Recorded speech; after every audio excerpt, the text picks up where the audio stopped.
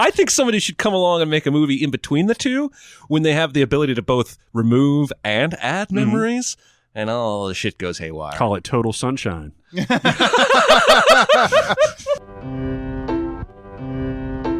Welcome to SinCast, presented by Cinemasins.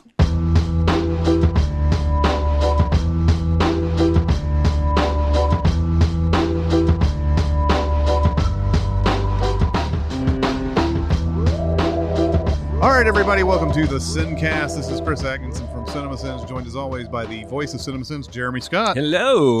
And from Music Video Sins, Barrett Share. Hi, everyone. And today we're going to continue what is now April Madness. Let the games begin! This is madness. It's madness, I tell you, for the love of God!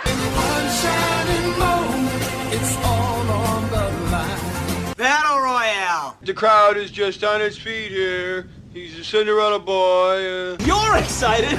Feel these nipples! April Madness. You almost said that resignedly. Yes.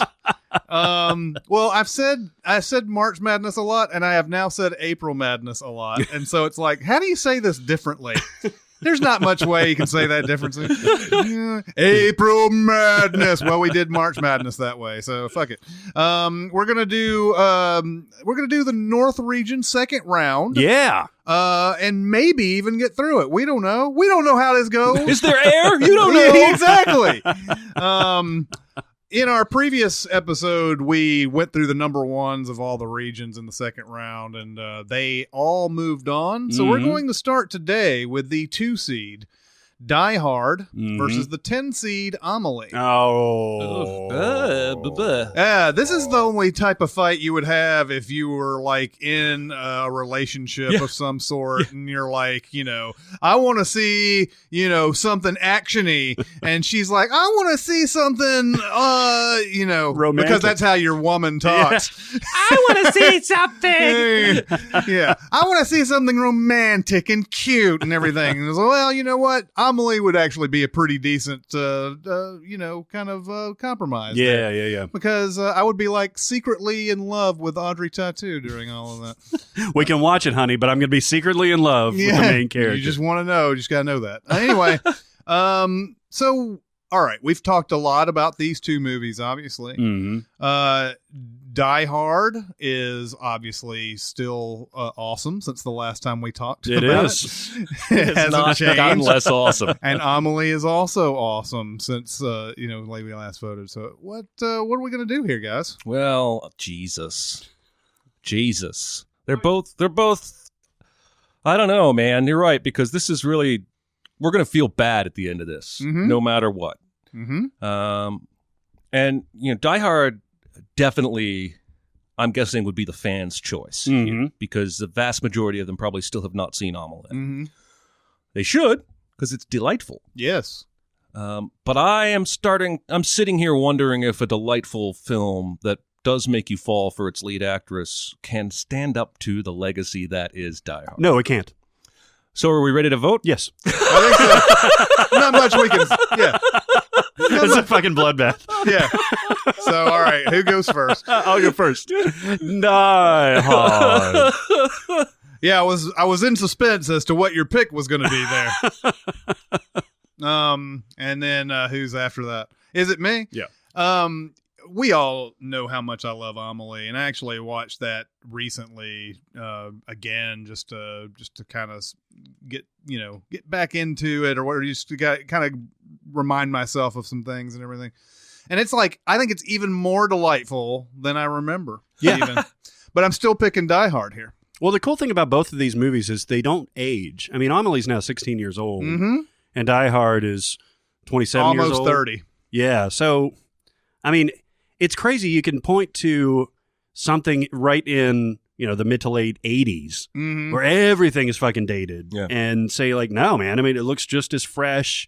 Maybe the effects of Hans Gruber falling down at the end. It sort of shows you the value of not doing pop culture references and like referring to a lot of things that are going on and all that, and just making your story about, here it is, bad guys take over a building, good guy picks them off one by one, and none of this like, that's what George Bush would have done or something like that. Has anybody seen that show Moonlighting? It's those type of things are we were actually watching a little bit of Wayne's World before this. And there's the scene where they're doing the Nuprin ad, the old Nuprin ad where there's like the black and white hand with the yellow pills that go on it and everything.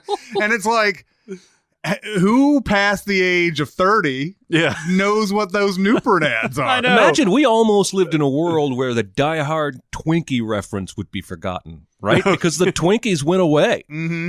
They came back and they're not as good anymore, but they're still there. But had that stayed that way, in 10, 15 years, kids would be watching Die Hard going, what the fuck is that? Yeah. They don't sell that at my gas station. Yeah, but that even, looks like a Zinger with a different packaging.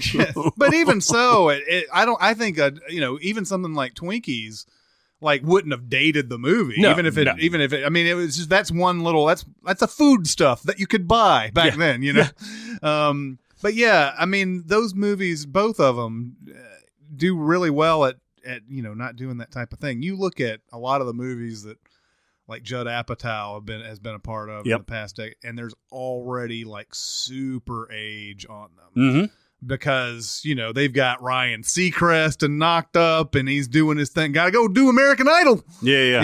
Oh, and in 40-Year-Old Virgin, they have that sell your shit on eBay store, which was an actual thing for a while, for like a year and a half there. Mm-hmm. And now eBay is probably barely going to register after, I don't know, I guess that people still use eBay. But I don't think the kids do. I don't know if that Coldplay reference is going to last for that much longer. No, it probably already has. Oh, Kelly Clarkson. There's you're right. And what's funny is that I get why movies do that, because you do sort of cheat a little and get 20% more laughter out of a really good reference like that.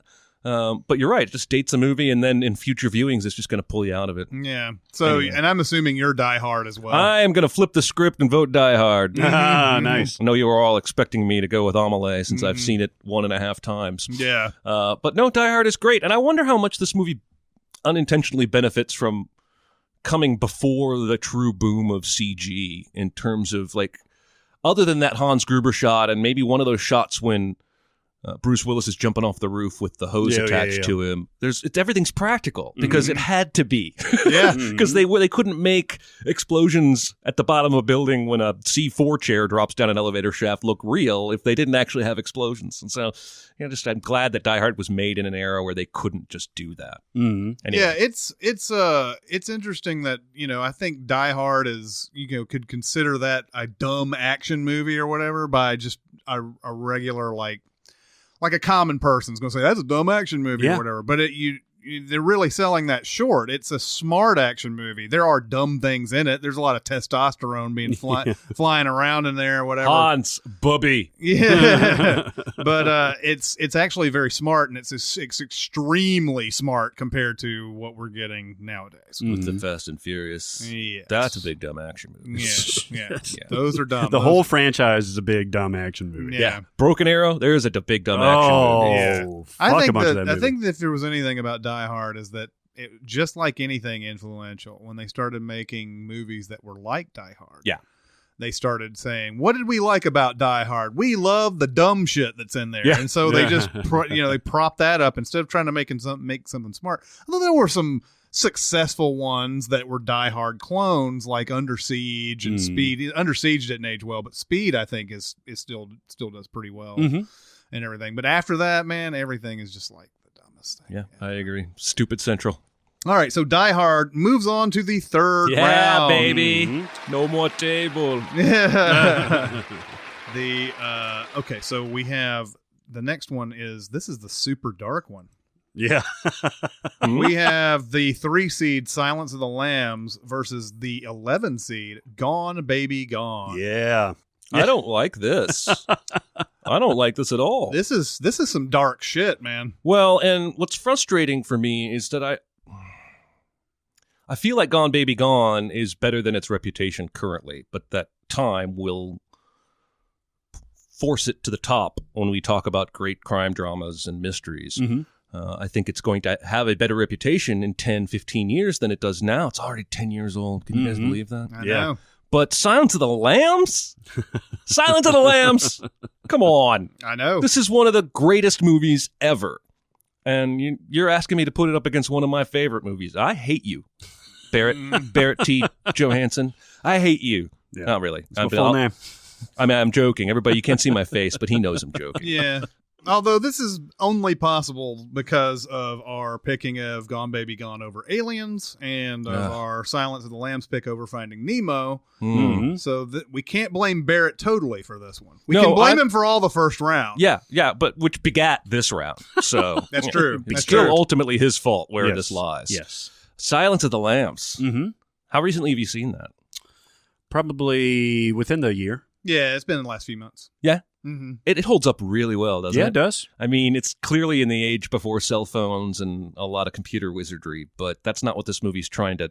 The movie's not cheating on communication tools or expositional tools. The movie just wants to build true tension. Mm-hmm. And it does it with great acting and great characters. Yeah, there was somebody on the SoundCloud comments, really great comments. I'm not just blowing smoke for the last episode. And one of them, they were talking about our protagonist discussion, like who drives the plot and all that stuff, the perspective. They're saying, obviously, Clarice Starling is the protagonist, but the main character is Hannibal Lecter. Because even though he's on screen very sparsely, he's pervading the entirety of the story. Has nothing to do with, very little to do with him. But he infects it in some way. And when you get a character so cool, and that's the cool thing is Jonathan Demme, right? That was the director. What was cool about him is that he showed a lot of restraint. Because he could have gone back and said, like, you know what, fuck it, this is an iconic performance. I know it, I see it. Yeah. I'm going to really shoot the shit out of this. And the book has more Lecter in it than the movie does. But, yeah, I mean, his ability to pull that back and say, they're going to be thinking about him throughout the movie anyway. Let's just show him whenever we, you know. We were talking about this a couple of episodes ago, 3 or 4, about how movies that were made for adults really were made for adults back then. Like there wasn't any sort of like, let's see if we can kind of get the younger crowd, the 18, 19, 20, and maybe the sneaking in 16-year-olds and everything like that. Whereas that's what we get in a lot of these R-rated movies these days, where it's like, can we appeal to the age demographic that this movie will not be rated for? Yeah, and what's weird is that, I mean, this was 91, right? And you guys were around that age. I was around 11, I think. And you couldn't not hear about this movie, even at that age. You know, so you don't need that bullshit. You don't need those concessions. The younger crowd is going to find it and see it eventually anyway, if it's great like this. Yeah. And yeah, you don't, exactly. It's kind of like in Star Wars, the prequels, George Lucas decided, I'm going to make my main guy as I'm going to go all the way back to when he was a kid. Yeah. Because kids respond to other kids and everything. And it's like, no, they responded to Mark Hamill when he was older. They want to be him. They don't want to see some asshole contemporary running around. You know what my favorite part, the craziest thing about episode 1 is that right before the pod race, he's about to go like 190 miles an hour in this crazy dangerous thing. But Liam Neeson picks him up to put him in the pod, and he's like, whee! yeah. Fuck you, man. Yeah, I know. Stop being a dick, Annie. Oh, Annie. But Silence of the Lambs is great. Now, Gone Baby Gone, of course, is great. And you're right, the reputation isn't quite there yet. There's nothing in Gone Baby Gone that you can compare to like Hannibal Lecter. No. The mystery itself is super convoluted. Yeah. Whereas in Silence of the Lambs, I guess it's convoluted, but we're talking about people who are not right. I mean, this is somebody who's like, Buffalo Bill is just he. The only thing that makes sense to him is stuff that's convoluted, basically. So, I don't know. Gone Baby Gone is a good movie. But I will say I've had 3 people in the last week on Twitter tell me they just watched Gone Baby Gone and were blown away by it. Yeah. And I, if there's anything this movie has going for it in this fight matchup against Hannibal fucking Lecter, it's how long the movie stays with you. Yeah. And I've said this before, I'll say it again, it is the most conversation-driving movie I've ever seen. Because I think you can be a good person and come down on either side of this main debate because it's so murky. It's so not black and white. And I think that's why the movie stays with you as long as it does. I love that shit. I love that shit where it's not a nebulous ending. You know, a lot of like fucking Inception, which I also love, but it's open to interpretation. 2001: A Space Odyssey, open to interpretation. This is not open to interpretation cognitively. It is morally. And that's my shit, man. The Simpsons movie, open to interpretation. That's right. Definitely. Right. Good or bad, that's what it's open to interpretation for. First half good, second half bad. Yeah. All right, so what's the order on this one? You start. It's okay. I'm going to go Silence of the Lambs here. I do think it has an edge on just like general excitement and just it really pulls you into that world. And Gone Baby Gone has certainly got it's a lot of merit here, and I don't want to say anything really negative about it. There's not anything to say negative about it other than the actions of the people who are all behind this are so insane when it comes down to it. We talked about this before. Like, why not just call child services? Instead they went through all this bullshit just to keep a kid, away from her mom and everything. So in the end, I think that little convoluted thing right there is going to be the thing that twists me on this one. So I have decided to make my vote based on the percentage of the movie's scenes devoted to jogging. And for that reason, Silence of the Lambs is going to win. Because it has more jogging scenes per capita than Gone Baby Gone, which I believe has no jogging scenes. I don't know if it's Let's go to the tape. Or jogging. It may be a soft J. I do want to put a pin in this particular matchup and come back to it in about 10 years. Yeah. Because I really do think time is on Gone Baby Gone's side. But I agree with you that the total package, the iconicness of that villain performance, which may never, ever be lived up to by anyone. Got to go Silence of the Lambs. Sorry, Barrett, your choice does not matter. Oh, that's all right. I was trying to talk myself into Gone Baby Gone because it's definitely more centered in reality and relatableness. Yeah. Wait, are you telling me that inmates at insane asylums don't throw semen at female FBI agents when they walk by? Actually, they may, but they don't get a lot of opportunities because I don't think a lot of Imagine the timing. Seriously, he had to know she was coming. Yeah. Pardon the pun. Oh, yeah, exactly. The fact, and I may come back to this later on, the fact that Hannibal Lecter convinces his cellmate Miggs to swallow his own tongue and kill himself is fucked up, man. It really is. And he's not the villain in this, which is crazy. Yeah, Silence of the Lambs. Yeah. Put the lotion in the basket. Sorry, Gone Baby Gone. You are going back home. Yeah. No cutting down the nets for you. In 10 years, though, we'll come back to it. Whiplash and La La Land and Gone Baby Gone will all be our favorites. I expect to see some of these movies go up in stature. It's like Al Pacino in Heat, where he's like, "So long, motherfucker! You were good." Oh, nice. All right, so that brings us to our final matchup in the second round of the North region, and that is the final the battle of the upsets. Although trumped up, that's a trumped up thing here because Shawshank Redemption, the 12 seed, but versus the 13 seed, Sideways.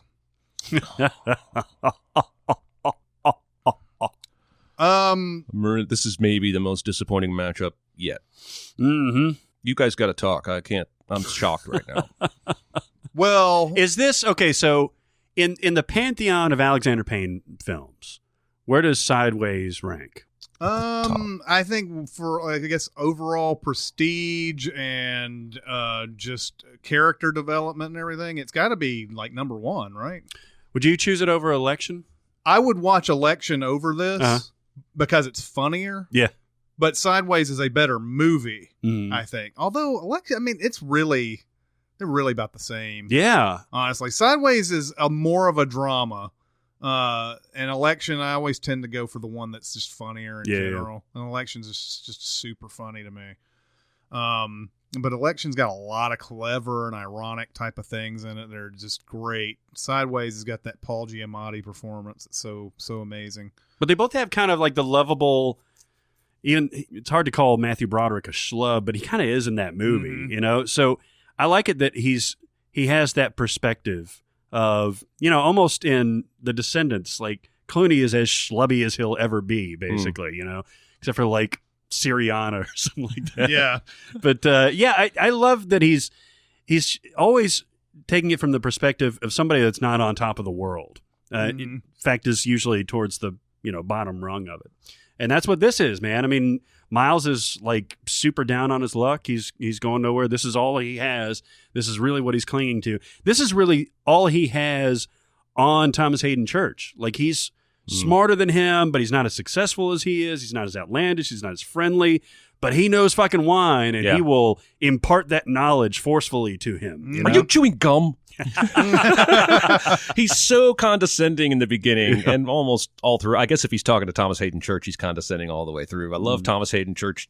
Just freaking loves everything. Yeah. Everything they try. He's like, tastes pretty good to me. Every single time. And it's always after Giamatti has been like, swill, this is terrible. I never had much expectation for this anyway. Tastes pretty good to me. I did read a couple Shawshank-related articles yesterday that I think are timely. One is that the Shawshank Redemption tree is no more. The big tree in the field. Oh, really? Along the wall where Morgan Freeman finds the obsidian. That tree was actually in Ohio, not in New England. And apparently people have been going to visit it and take its picture for a long time. But it was damaged in a storm a few years ago, and the owner decided he wanted to farm the land instead of just, you know, letting tourists come by. So he tore it down the rest of the way. He's going to make a table out of it. Oh, well, at least it has. Good for him. Good for him. Yeah, it's an interesting tree. I can see why I wouldn't go all the way to the middle of a field in Ohio to look at a tree. But if I was already there and I was on Google points of interest, I might go check it out. Yeah. The other thing is that Morgan Freeman gave an interview where, and one of the questions he was asked was why Shawshank didn't do so well at the box office. And his answer is so funny because he's talking about word of mouth and it didn't really have any. And his ultimate point is that the title was too convoluted. Yep. He's like, I'd tell people about my new movie, and like, I heard about that, the Shankshaw, the Shimp Shamp. It was definitely the title. Yeah. And it was a prison movie. That's what people know about it, is that it's a prison movie. Mm-hmm. And it's like, if you have a solid knowledge base of prison movies, you don't want to watch that shit. Especially not one that's called Shawshank Redemption. And then, like, Morgan Freeman himself, I don't know if he was real. I mean, was he really Morgan Freeman by that point? Because I don't think so. Because Lean on Me made him a star. He got nominated for Street Smart, so people knew who he was before even Lean on Me came up. And Lean on Me made him a star. And then I don't remember there being anything in between that time, between Lean on Me. That's 5 years, where he was like Morgan Freeman, like we associate with him today. Mm-hmm. And then Tim Robbins definitely wasn't. No. I mean, he like we talked about before, he was in not only that, but the Hudsucker Proxy, which had no chance in hell the same year. But yeah, there weren't like leads here that just made you go, I gotta go watch this. No. And it was a prison movie, and it was called The Shawshank Redemption. Yeah, the deck is stacked against you. It really is. And then, yeah, you had to have word of mouth, but it wasn't the type of word of mouth that you get today where it's instant. Yeah. Right. It took a long time in a theater that I was working at the time. This was before I was even a projectionist. The first time we got it, it obviously did nothing. And then finally, like around Oscar time, we got it again, and it did decently. But it was still it still had that same kind of thing going on where people just didn't want to go see a prison movie, I don't think. Yeah. And, so what you didn't get a lot of that. You didn't get a lot of, I guess a lot of people were kind of keeping it close to the vest, sort of saying, yeah, it's really good. And then, yeah, that's so what happens in it. Well, Well, there's prison, and these guys beat up and rape this guy, and I don't want to see that. Yeah, but there's something about opera singers. It's really good. They tar a roof at one point. Yeah. That should be a future topic. That dude from unsell a really good movie. Like make a great movie sell like shit. That dude from Highlander who was not the only one at the end. He's in it. But Shawshank is one of those movies though that by the end of it, how can you not just be like in love with it? You know, it's a movie of just full of moments. Really, there's not a unifying plot to this. This is just an episodic thing. You could have made a TV show out of this almost. Sure. You can. And this is probably, I don't think there's really any doubt that this is Morgan Freeman's best performance, right? Because he's given more to work with. He's now Robin Hood, Prince of Thieves. Oh, yeah. Christian! Yeah. No, I mean, he's Morgan Freeman. You know, he's God or he's some sort of deity or he's the president of Deep Impact or something like that. And or Lucius Fox even, like, yes, okay, he's got some nice little quirks, but this is the most comprehensive performance. I think so. I think you're right. I think especially with the scene where he's doing his parole hearing at the end, that really sells it for me. I really don't give a shit. You brought up Robin Hood, Prince of Thieves. He's also in Unforgiven. So I guess he did have some things just before this that were kind of high profile, but he was never like the main star in it. He was always a character actor in those. Yeah. I didn't know Morgan Freeman was in Robin Hood, Prince of Thieves until much later, probably after this movie. Yeah. Because it was just, it wasn't anything memorable in that. Yeah. So anyway, what are we going to vote? What's the voting? So you start us off. But I don't want to start. You have to. You're correct that it's my vote. Shawshank. God damn it. I'm sorry, Sideways. I feel like Paul Giamatti's personally disappointed in me right now. Like I just added to his character's like sadness. Paul Giamatti, rabid listener of the show. Chris, can you give us a little Giamatti listening to this right now and being disappointed? I can't believe that they voted against Sideways. This is some bullshit, guys. You goddamn motherfuckers. It's got to be Shawshank. There's too much here. There's too much weight. There's too much depth. I'm telling you, Shawshank is a sleeper pick here. Could go Final Four quite easy. Could contend because it's flawless. It's flawless. Flawless victory. Sorry, Sideways. This one has actually bored into my soul even more than you have. Based on the what would you watch in front of you, and based on, I don't know, the impact that it had on me, I'm going to go Sideways. Okay. I appreciate you making the wrong choice. It doesn't have the scope. Sticking by your gut. That's right. It doesn't have the scope. It doesn't have the depth.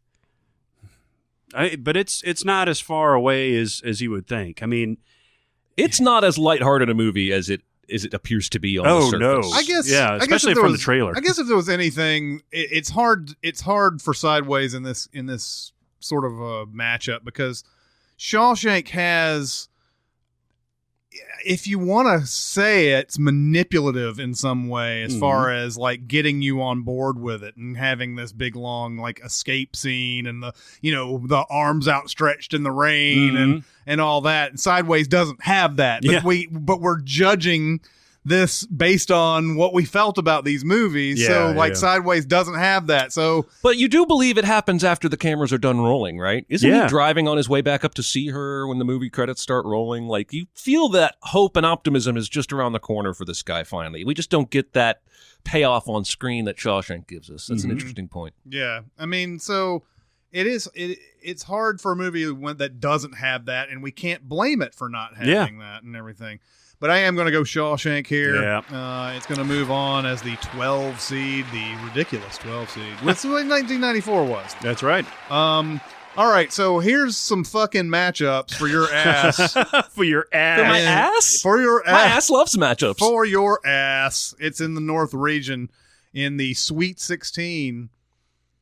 It is now Jaws versus the Shawshank Redemption. God damn it! Woo! And it is now Silence of the Lambs versus Die Hard. Oh, God man. damn it! Man. 1, 2, and 3 seeds move on, and then the 12 seed. I don't know how I can keep... I keep going through these exercises forgetting that everything's going to get cut eventually, except for one goddamn movie. That's right. All right. Jesus. So that's going to take us over to the East region, the second round now. We picked Children of Men over Rocky during that last episode. Yeah. Much to Jeremy's delight. Yes, fuck you, Rocky. And now we have this matchup. The number 2 seed, City of God, versus the 7 seed, Up in the Air. Yeah. Man, my favorite movies are dropping like flies. Like flies, Barrett. Up in the Air and Sideways are both just cuddling them like a baby. I'm not... fuck you. Children of Men... Children of Men or City of God? City of God. City of God, Children of Men, not as interchangeable as I make them sound. Well, the problem is that the TV show City of Men came out after City of God, which was still related to this world.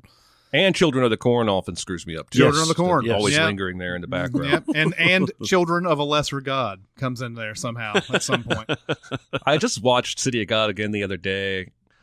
I love that part when he comes and confesses, basically, I accidentally killed Benny.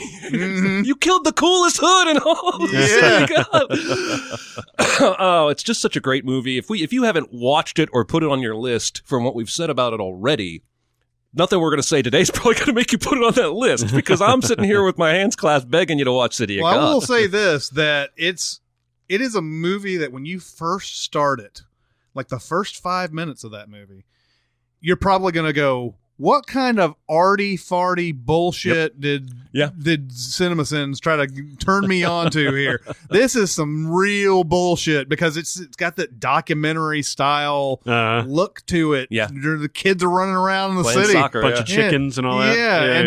So it's like, when you first watch it, I was like that when I first watched it. I was like, what kind of bullshit did I just get into? Is this going to be something where like there's a water shortage or something, and they're going to have to go like to, some other country? I don't know what the fuck. Well, I told you, I thought from the poster and the title it was about missionaries. I think the first 5 minutes might give you that same vibe. Yeah, maybe. I'm watching a movie about missionaries here. But what follows is just an incredible look at the rise of a sort of a crime gang, basically, or rival crime gangs, or just all the different kind of gangs that are going on, but especially this, the couple main ones. Yeah, it's kind of terrifying, because anybody could die very easily in this. And basically, I mean, this city is run by, I guess it's 2 or 3. Yeah, they end up kind of because you have the little Zay character, and then you have the... you have Carrot, and then you have the other one. And they all kind of eventually do pick sides. And, I mean, it seems like 90% of the town is in one of these 2 camps. And... like you could get caught in the crossfire. Like anybody could die at any point. Yeah. Well, and I even think the movie kind of does that, where like there are a couple moments when you're like, somebody will die, and you're like, oh, I thought that was one of the main characters. I guess I'm following this guy now. It's not. It's almost the opposite of typical, right? Everything that you think you can expect from a gritty urban crime drama turned on its head. Yep, it's great. It's fantastic. Up in the Air. God, you're cotton candy compared to City of God, right? And Up in the Air gets to me and does it frequently. I've seen it probably a dozen or more times, and I still get the same gut punches. I still feel the same peaks and lows. I still kind of have that inside high five cheer when he reads that letter of recommendation Clooney wrote for Anna Kendrick. It's just, I mean, I don't even think we need to discuss much. I really don't, because City of God is just better on every level. Don't need to discuss much. All right, so that's Paul Simon. Just took me a minute because you're singing so bad. What's our voting order? It's him. It's me first. From the perspective of 3 Yanks, is City of God the best foreign language movie of all time? I don't know about all time. Kurosawa in there, I guess. Yeah, Kurosawa would be in there. Cinema Paradiso would be in that conversation for me. The Lives of Others would be in that conversation. I think that Open Your Eyes. Yeah. No, I probably wouldn't put that one in there. And there's going to be some people who put in the Pedro Motovar type movies in there for that, but yeah, City of God. I will say, I kind of wish that everybody had seen Lives of Others. I think that might have had a chance to make this top 68 or whatever if everybody had seen it. That's just one of those. Just it's fantastic, and I can't recommend it enough. But I think of all the movies that I've seen, foreign language, it's probably my favorite. Really? Yeah. Yeah. It sticks with you, man. This is something that you'll be chewing on for quite a while. That's my pick for sure. There are some movies where you're aware the whole time that you're reading subtitles. And then there are some movies where that becomes second nature because you're so wrapped up in the story and the characters. You're not really, it's almost like you're hearing in English, even though you're still kind of reading. It's all subconscious. This movie is one of those. This movie will make you forget you're watching a foreign language film. Absolutely. Yeah, it's universal. That's definitely my pick. Yep. I'm City of God all the way here. I've been pretty vocal about how City of God is still my favorite movie of the last 20 years. So almost anything that's going to go up against it from 2001 on is going to be shortchanged, I think, for me. We'll see if there's something that comes up that's really solid. Like, I mean, there's a chance. I'm looking at the bracket now. There is a chance that something that is at least on par with it is gonna run up against in the past 20 years. But City of God is I've been tooting that movie's horn for a really long time, and I'm not gonna stop now. I've been a horn tooting. That's right. Well, horse tooting? Yeah, I don't know. I don't know, but I'm just glad for once somebody said something like tooting that movie's horn, and I was not the first to devolve into childish laughter. Yeah, well. I'd like to point. I will vote City of God. Yes. I could vote Up in the Air just to plant a flag, and there's no reason. City of God's better on every level, and Up in the Air is almost perfect. This is just kind of the situation we fucking put ourselves in with this goddamn bracket. What's That's next? correct. Okay, so we have a similar situation as to what we had with The Usual Suspects in 1995, because now we're picking between the two 2007 movies. Oh, well, I think we know where this is going. The number 6 seed, There Will Be Blood, versus the 14 seed, No Country for Old Men. So yes, the last time we voted on this, I believe it went. Was it There Will Be Blood, you and me, Barrett? And I think so. And then No Country for Old Men for Jeremy. Is there any way that anybody's going to change their opinion now? I wanted to, man. I've been watching a lot of No Country for Old Men. Not all the way through, just snippets. It is really, really great. It's got a series of great moments to it. And, all the performances are just fucking amazing. Now, with There Will Be Blood, Daniel Day-Lewis's performances uncanny. I mean, that's in the stratosphere. And Paul Dano's performance is also almost matches it. The only knock on this movie is you could say maybe not everybody else is up to par, but then there's really not anybody else in this movie. Yeah. There's bit characters, there's the old brother character and everything that comes in and out, and you've got his son that comes in and out, but they don't need, a whole lot of support. They're enough to carry this kind of epic all the way to the end. Yeah, every time I think about There Will Be Blood, I just think about the technique that Paul Thomas Anderson is displaying in this. It's just otherworldly compared to even the movies he had done before that. He'd done some heavy hitters before this, man. Boogie Nights and, Magnolia has its detractors, but it was also a movie that, he was showing off on. Yeah, he was. But this was something that I don't think even those movies informed how good this was going to be, because it's not his typical thing that he did. It's not a multi-character type of comedy drama. No, type exactly. of thing. He was used to wrangling huge casts. Yeah, and so now we have Daniel Day-Lewis just basically just knocking it out of the park, and and Paul Thomas Anderson himself. I mean, I knew I wanted to see. I knew this movie was going to be good by seeing the trailer to it. Like, it's rare that you see a trailer and you're like, there's just no way that can be bad. And that's the way that trailer was for me. And then I watched it and it was like, man, this is like just so close to perfection. So yeah, No Country for Old Men is definitely fantastic. And it's got all all things being equal, these movies are equal. Yeah. There's not much you can say. It's just that There Will Be Blood is trying to ascend a little bit of a higher plane, I think, overall. This disagreement is reminding me of the disagreement discussed in No Country for Old Men when the deputy's on his horse looking at the crime scene.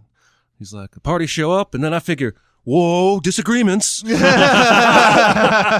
love that deputy so much. I'm voting No Country for Old Men. I don't know if we're even voting yet. I don't know if I'm first, but I know you guys are both voting There Will Be Blood, so I'm getting it out of the way. Yeah, I will be voting There Will Be Blood here. Again, where it's just like that Shawshank thing. And, Shawshank versus Sideways thing. Shawshank has the one thing in it that Sideways really can't have in its movie. Yeah. And the same thing with There Will Be Blood versus No Country for Old Men. There Will Be Blood is trying for something and hitting it out of the park. No Country for Old Men is definitely trying for something, but it's not looking for that great American movie status, I don't think, The Coens are the Coens, and they're fantastic. And why would we ever pick against these movies? But I don't know. I know I'm getting into a lot of conceptuals here, but is this, I hate to say it pejoratively, but is this the ceiling for the Coens, do you think? Because Fargo is right up there, but this is maybe the best thing they've ever done, right? Yeah, I would in terms of scope and scale and that kind of thing? Yeah, but they're still too close to their prime, I think, to count out what they might do in the next 10 years. Yeah, I'm just saying, so far. Thus far, this would be, in my opinion, their best movie. Yeah, I mean, you're still going to get people who say Blood Simple is their best, even though I think we all disagree with that in this room. But Blood Simple was, obviously that was something that for the time was something that was well out of like most, newbie filmmakers' depth. But Fargo obviously is great. But yeah, No Country for Old Men, it's got a groundwork there that's a little bit on a little bit higher plane than even Fargo. So, and I would say, as we said the last time we talked about this, Chris and I at least think that There Will Be Blood is Paul Thomas Anderson's best movie. But I think he's even got more. Like you could tell that maybe he can make something even greater than this. So yeah, that's my pick. It's fantastic. These movies are so close that they literally like filmed right next to each other at the same time. Yeah, there was greatness in the desert that year, my friends. No Country for Old Men had to shut down because of the smoke from that big oil derrick. I'm also blast. pretty sure, I could be wrong, I'm also pretty sure there was an SNL sketch that had both Anton Chigurh and Daniel Plainview. Yeah, in the same sketch. Oh, really? Yeah, I'm pretty sure. I'll look this up later, but I'm almost positive because at the time that the SNL sketch aired, I hadn't seen either of the movies, and so I didn't care. Wow, that's awesome. Like I like just imagining those characters having a conversation. Yeah, is amazing to me. I'm pretty sure you might want to Google that later. But anyway, yeah. So There Will Be Blood wins, and there it is. There was much sadness and gnashing. Okay, so here is probably our hardest one of the day. Oh, no. Like none of the ones we did already were hard. Yeah. It is another 12 and 13 again. It's so we have the 12 seed Eternal Sunshine of the Spotless Mind versus 13 Do the Right Thing. Well, talk about movies that are not remotely similar. Right? Different topics, different styles, different eras, both fucking awesome. God damn it. Yep. I really want to back out of this. Can you have Jonathan come in here and take over for me for the next 3 weeks? I really don't want to keep, because it feels like I'm breaking up with the movie when I choose another movie. And I'm not. I'm going to keep loving that movie, but we're eventually going to knight one film, and the fans are going to hold us to it forever. Very hard. I watched Eternal Sunshine recently, about 3 or 4 weeks ago or whatever, just to sort of refresh my memory. And I'd forgotten a lot of things about it. Ironically enough. Yeah. But what a wonderful movie that is. Yep. Like I knew it was from the last time I had seen it, but like it's something that really holds up even today, and it's better than I think I remember it. Yeah. I had the same line of thought when I saw it recently because I loved it. I watched it probably 2 or 3 times when it came out and just adored it. But then put it down for quite a while and then picked it up, maybe about 6 months ago, and I was floored, man. Yeah. And how emotional it was. Because you think about it conceptually and you think about it visually, but you don't think about it emotionally necessarily. It had been so long since I had seen this movie, and honestly, I feel shame that I haven't like continued to watch this over and over. It's one of those movies I've always considered great, but just for whatever reason, just never like watched it regularly, like a lot of other great movies that I could possibly watch. But I had forgotten the whole thing with Tom Wilkinson and Kirsten Dunst in this movie. Yeah. That was just a major plot point. Mm-hmm. I had forgotten the whole thing about that. And I'd forgotten that Elijah Wood at the very beginning of the movie is asking Jim Carrey, why are you here? Yeah. And you're like, oh, what? I didn't know what that meant. Yeah. I think the first time I watched it, and I totally forgot about it later on. And like, oh, that's later on in the movie, not early in the movie. Mm-hmm. Even because they do a seamless time transition in this thing. Yeah.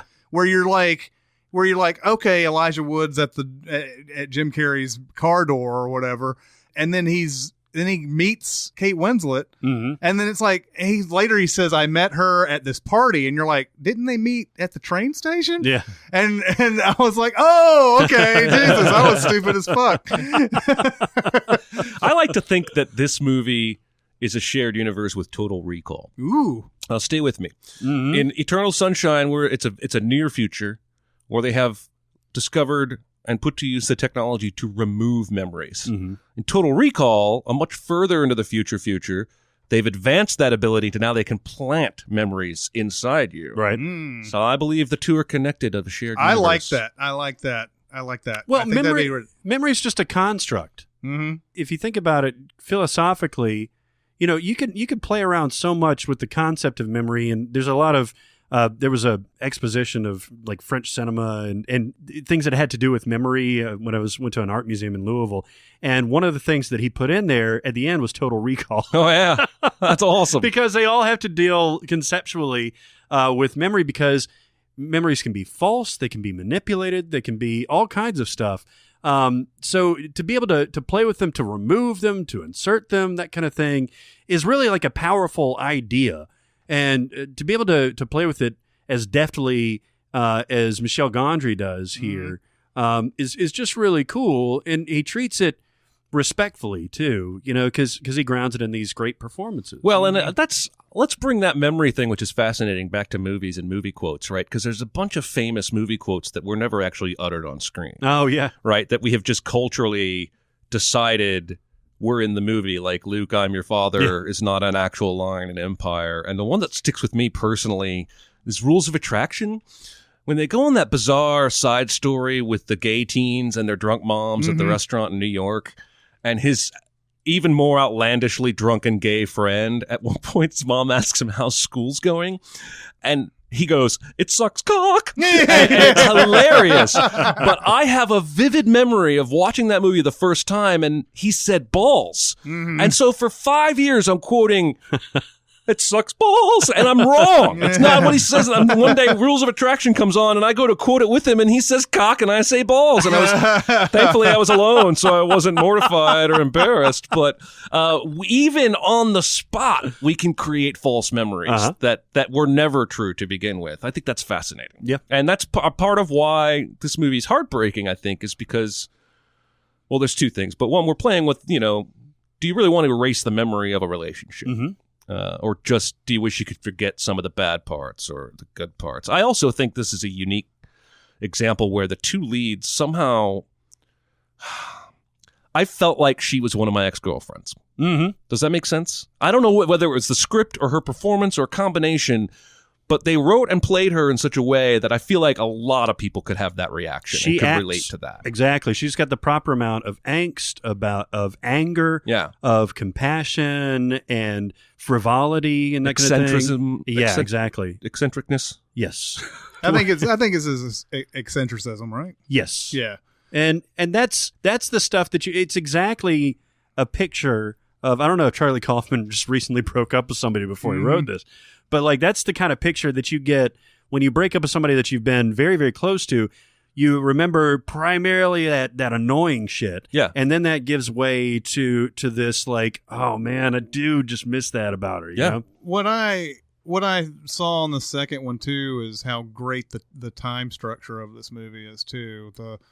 How the first memories that go are the ones that are most recent, and that's where things have gotten bad. Right. And then you start seeing it where it's less bad. And then you see it where you see that first little germ of it like about to go south in like one of the middle scenes, and then it gets right around the bookstore. Yes, Yeah. yes, and then it keeps going on. It gets better as it goes backward in time and everything, leading also to that great moment where they've realized that they've done this by the end of the movie. They've got their tapes, and she says, "I'm going to find you boring, and we're going to break up," and all that. Like after they've already decided they're going to date again, and he's like, "All right, sign me up," basically. He's like, it's a weird.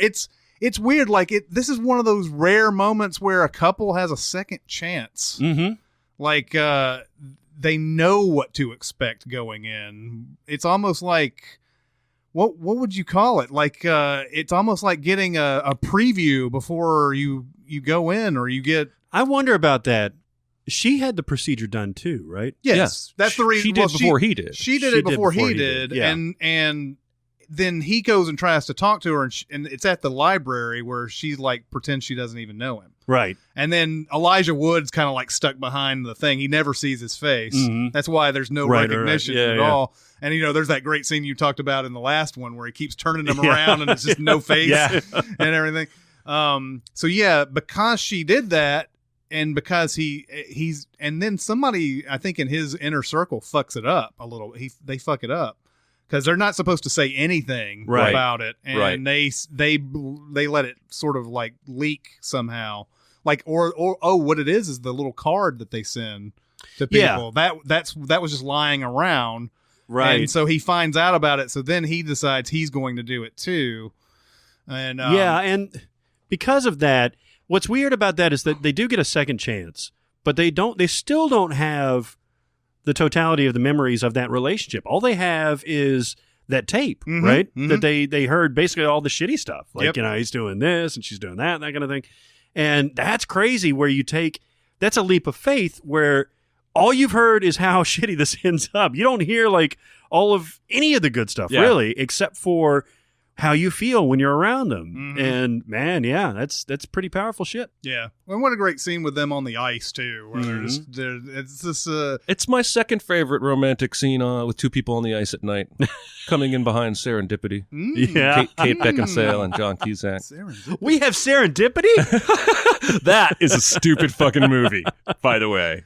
Go watch that. So and we've talked a lot about Eternal Sunshine. Now on to Do the Right Thing, another movie that I have seen a couple of times recently. It's come on HBO, and I think I popped it in once. And it's like there's a lot of ways to watch Do the Right Thing, but this movie is just utterly fantastic too. Mm-hmm. The structure of it is something that is really unmatched as far as movies of that era are concerned. I know. It's so intense and so gripping all the way through. And we talked about this before when we were going through its first round and everything. Just how every scene is a confrontation, and it just drives every scene.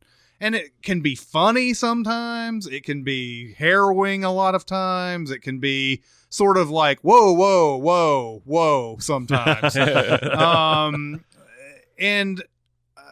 Man, I tell you what, this is going to be one of the hardest decisions we've had in this whole bracket. Because I think for once, we're removed enough from both of them to be able to appreciate their greatness. Neither one of them brand new and yet to really settled into its place in what we think about it. Mm-hmm. They both have great big things to say that are important. Mm-hmm. One about race and racial harmony, and one about love. And it's going to be very hard. Oh, Jesus, I'm going first on this one, aren't I? Yes. Why are you asking me? I thought you had a thing in front of you.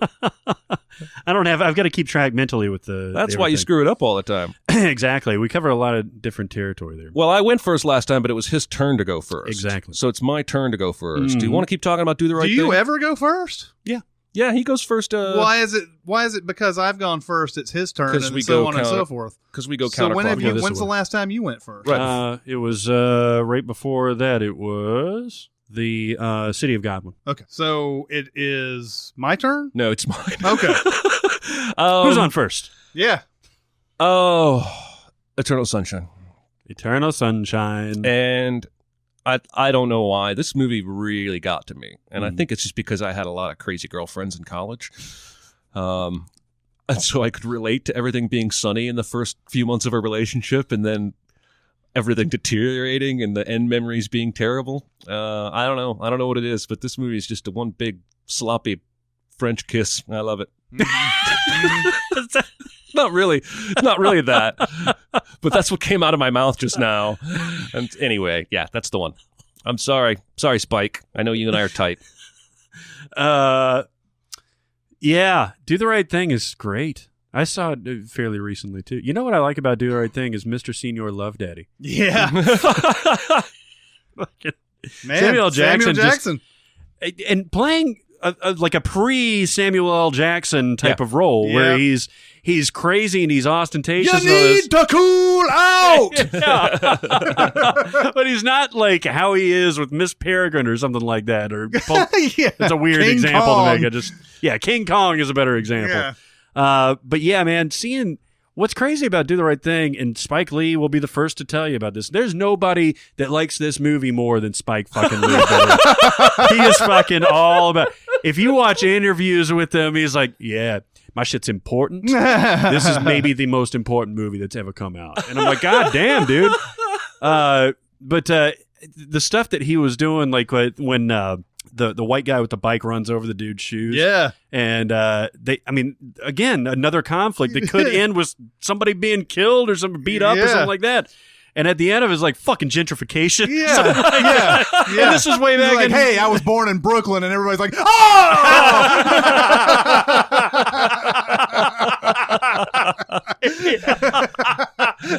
Oh, it's fucking great. But yeah, it's really, really great. It is a hard decision. Yeah, this is the hardest one. I think I probably agree with Jeremy. Like the fact that this Eternal Sunshine of the Spotless Mind not only like it primarily gets you in on an emotional level. Yeah. And if it were just that, then that would make it a great movie. But then you got these fucking visuals, man. Yeah. And you get the concept of this memory removal thing and how that impacts you emotionally and spiritually. Well, and this that kind of movie thing. wants to get at your heart, but it wants your brain as well. Yeah. Like Inception. Like the way, you know what I mean? Like the way that it's a super fucking smart movie and concept. And you're right, the visuals are every bit as strong as the emotional. It really is like the perfect storm of everybody right in their wheelhouse. Jim Carrey saying like, I'm going to go for this. And just try to act my nuts off. Mm-hmm. And by doing it in a really muted performance, he doesn't go, over the top hardly at all in this. Mm-hmm. Same thing with Kate Winslet's just fucking amazing. And then Michelle Gondry and Charlie Kaufman, like right in their primes. Mm-hmm. So it's a great confluence of events. So I'm going to pick that. All right. Wow. I'm probably going to end up on Eternal Sunshine as well on this one. Mm-hmm. I don't know if the same would have been 2 or 3 weeks ago. These movies, and this is one of the rare moments where because I think I saw this coming, and I was like, I'm going to watch both of these and sort of get a better idea of what I like best. And there's nothing I like best in this group. Mm-hmm. We have to pick something, right?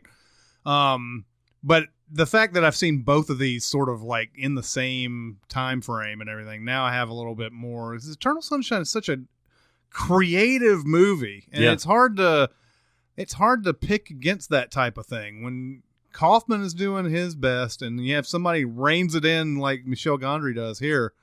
That movie is, like I said, it's more delightful than I thought it was the last time I saw it.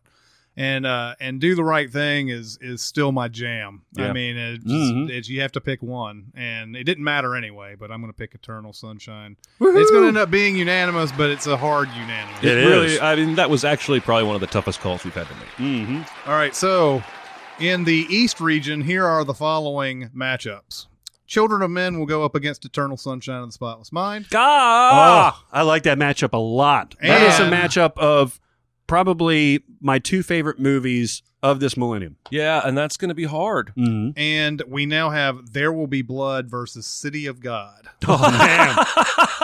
I need to watch. I'm going to watch both of those movies before next week, and I'm going to enjoy the shit out of it. Yeah, exactly. I'm going to have to do a little bit more reviewing before. I'm going to watch Eternal Sunshine and then Total Recall. That's a good double feature, man. I like it. I think somebody should come along and make a movie in between the two when they have the ability to both remove and add memories. and all the shit goes haywire. Call it Total Sunshine. Eternal recall of the spotless mind. Oh, Jesus. All right. Directed by Michel Verhoeven. That's European as fuck. That is, man. Michel Verhoeven. That's like an aristocrat at a party or something. Seriously. Yeah. Nobody likes that guy. Just from his name. All right, we go over to the South region and its second round. And we start off with the 2 seed Pulp Fiction versus the 7 seed Annie Hall. Yeah. Two extremely dialogue-heavy, screenplay-driven movies. Yeah, that's true.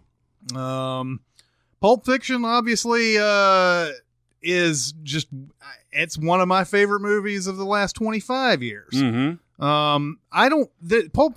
The thing about Pulp Fiction is I still don't think I've gotten the feeling I've gotten after watching Pulp Fiction from any movie that has come out since 1994. Mm-hmm. That sort of this, and I said this in the 1994 podcast. It was one of those movies where I walked out going, man, things have changed. Movies have changed. This is completely different from anything I've ever seen before. Even though Tarantino was basically recycling a lot of things from the 70s and everything, but he's making it his own modern type of thing.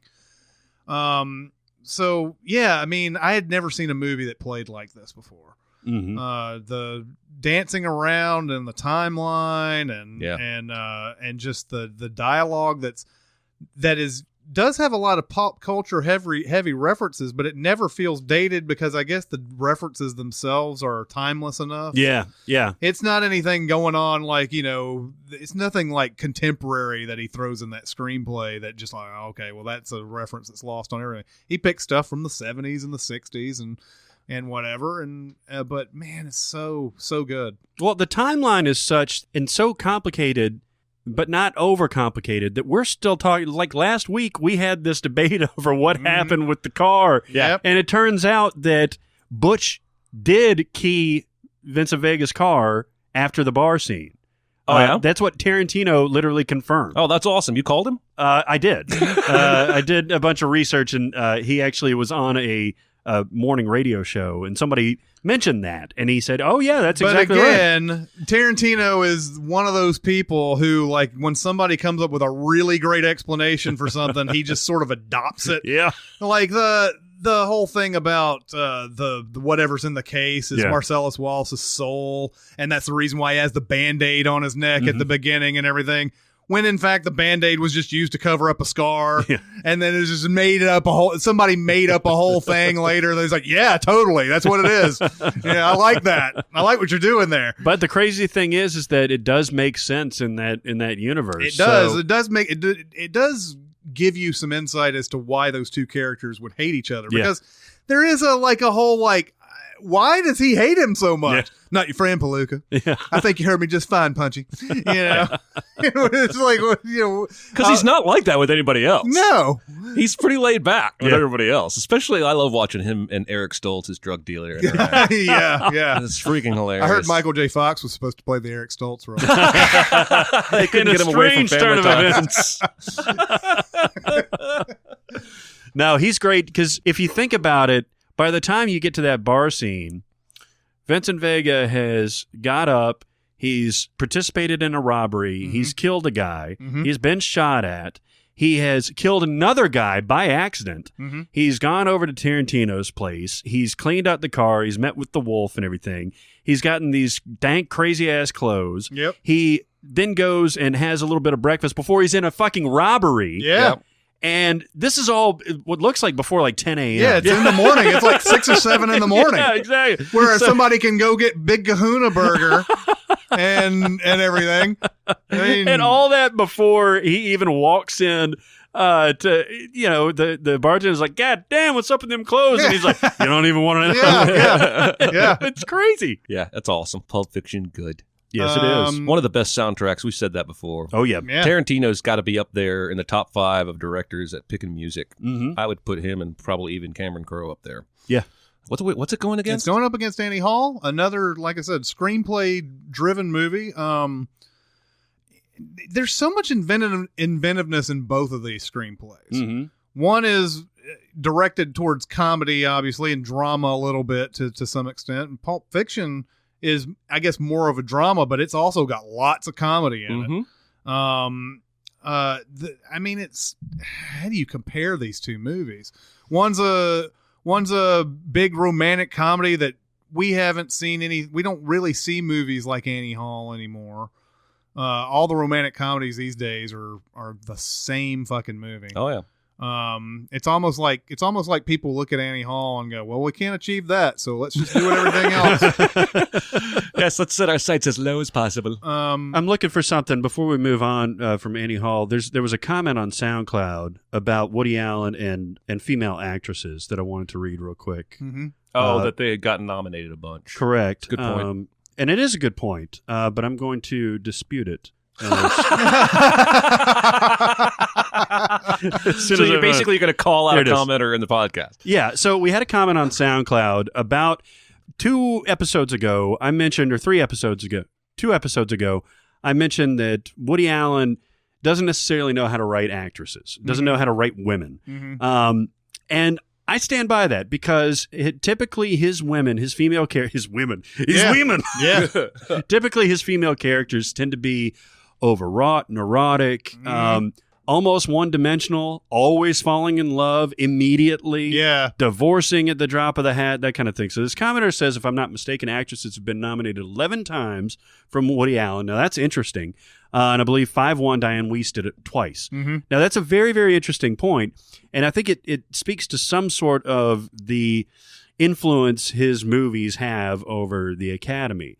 I still think that they are caustic representations of females, and there's very little nuance to his characters. Having said that, I think Annie Hall, the character Annie Hall, is probably, in fact, I would say by far his most nuanced female character. Yeah, it's someone who's real and kind of fucks up and everything. Mm-hmm. I think it's really common for men to write women as these like super saints, or they're always the one that have the good head on their shoulders, and they're the ones that pull the men out of the dreck and all this other type of stuff. Whereas Annie Hall is kind of ditzy a little bit. Mm-hmm. She's not quite confident of herself, even though she's gorgeous and she's got a good sense of style and all that. And she grows into this mature character by the end of it. Mm-hmm. This is Woody Allen's best female character. Yeah. And a lot of the ones that you're talking about, like, Mira Sorvino was nominated and she was a prostitute. Yeah. All right. Where was the big nuance in that fucking character, She's still great. She is great. She is great. But also, I think you're wrong. I think Woody Allen's best female character is in Hotel Rwanda. Yes, absolutely. Didn't Don Cheadle play that character? That's how good of an actor. Performance. That's how good of an actor he is. He can play a female part in it. He really disappeared into the role. He really disappeared because we didn't know it was him until like 7 years later. No, it was him. Yeah. But yeah, I don't know. I'd have to review that. I kind of wish I had seen those nominations in front of me. Do you have those nominations? I don't. There's Mira Sorvino. There's Cate Blanchett. Yeah, that's right. Well, and Cate Blanchett was also a good one. Like you said, it wasn't like, the type of female you would want anybody to aspire to be, but it was. Yeah. It's not. That's not the point. That's a really well written female character.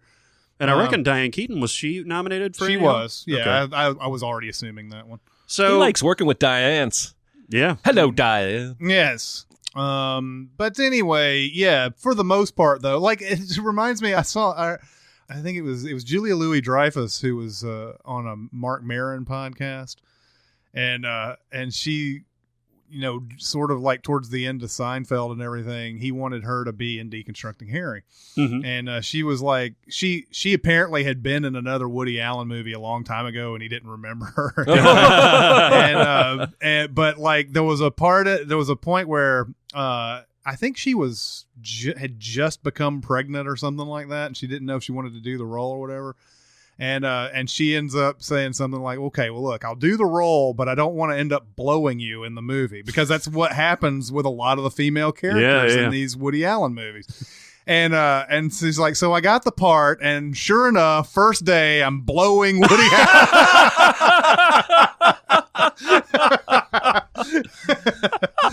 Oh, shit. Oh, man.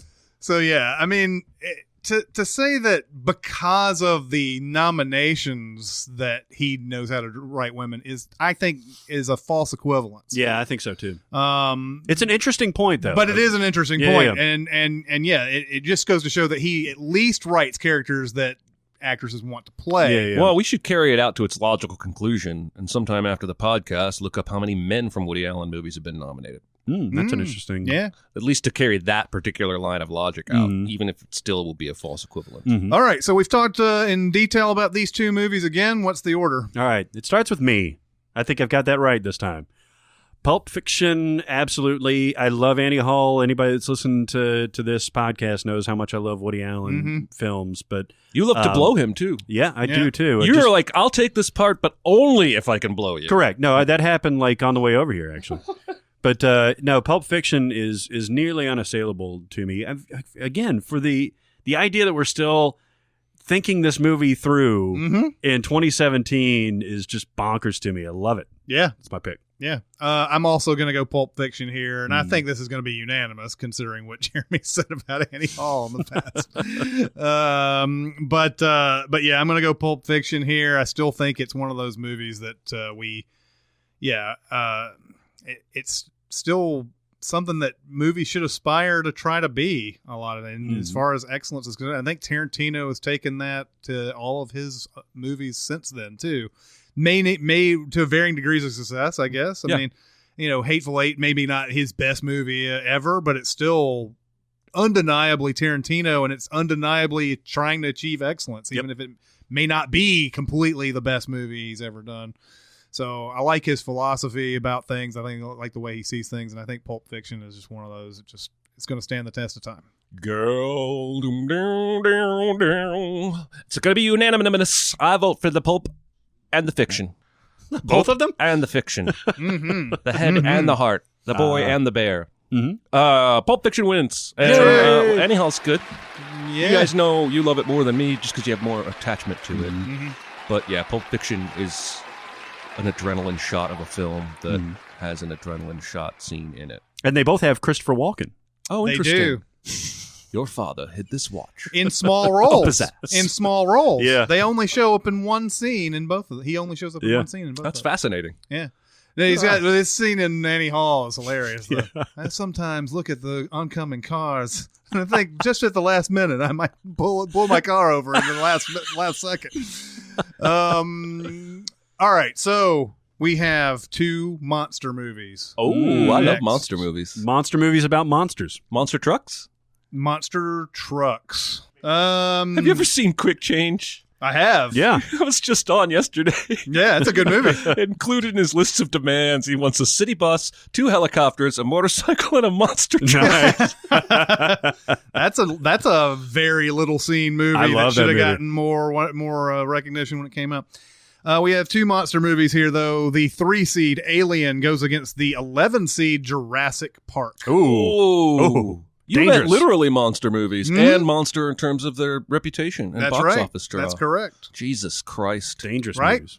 Well, we have a shitty Alien sequel coming out. Yes, we do. And a shitty Jurassic World, the Jurassic Park sequel came out a couple years ago. Yeah, we're working on a new one. Yeah, and they're working on a new one. I see all these websites yesterday and today posting the first shot from Jurassic World of B.D. Wong in his outfit. Mm-hmm. And no offense. B.D. Wong? Yeah. Show me Chris Pratt on set. Like, Right. B.D. Wong is not an important part of any Jurassic Park movie. Yeah. All respect to the actor Well, I and his mean, work. Yeah, and in Jurassic Park, he was just a scientist underling who was just doing what. Yeah. Now he's suddenly like like he's like Hammond or something. Yeah, he's you know? the best lead dude. Yeah. Yeah, it's I just like, okay, all right, whatever. I don't give a shit. So yeah, gosh, Alien is always so far has had to go up against The Shining, and then it's going up against Jurassic Park. Yeah, it's had a rough I mean, go of it. This is some bloodbath type of stuff here, man. Alien, of course, is incredibly suspenseful, as well as Jurassic Park is. I mean, Jurassic Park may be a little bit more accessible to a mainstream audience. Mm-hmm. But they're playing on the same kinds of emotions in the audience, and they're doing it in very similar ways at times. In fact, I was thinking this is almost like a non-R-rated, kid-friendly version of Alien, and I believe it is already as iconic as Alien, if not more so. I think it's more so.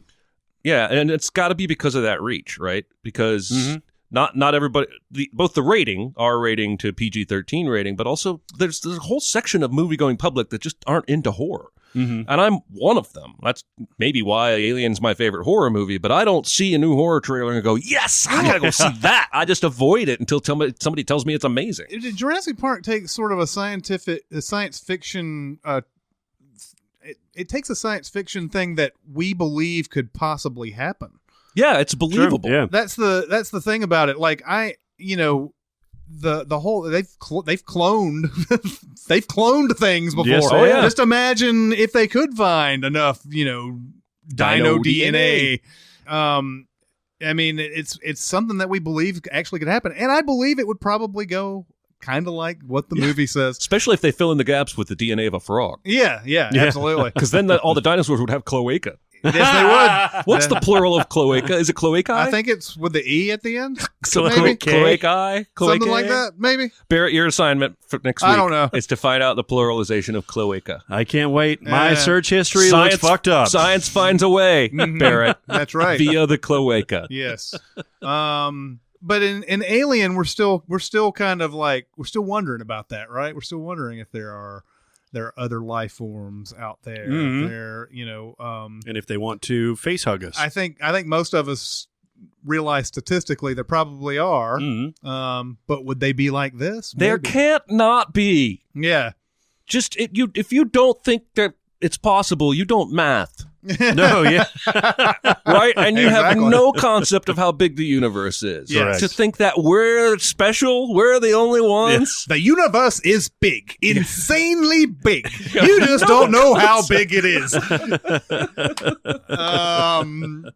Yeah, I mean, but the alien in this is just, it's so terrifying. Unfortunately, I think it's been watered down with all the sequels, because now we know what the alien looks like. They make this big money shot on the end of this Alien Covenant trailer. He's on the outside of the ship and everything. You're like, yep, I've seen that alien before. Yeah, that's scary.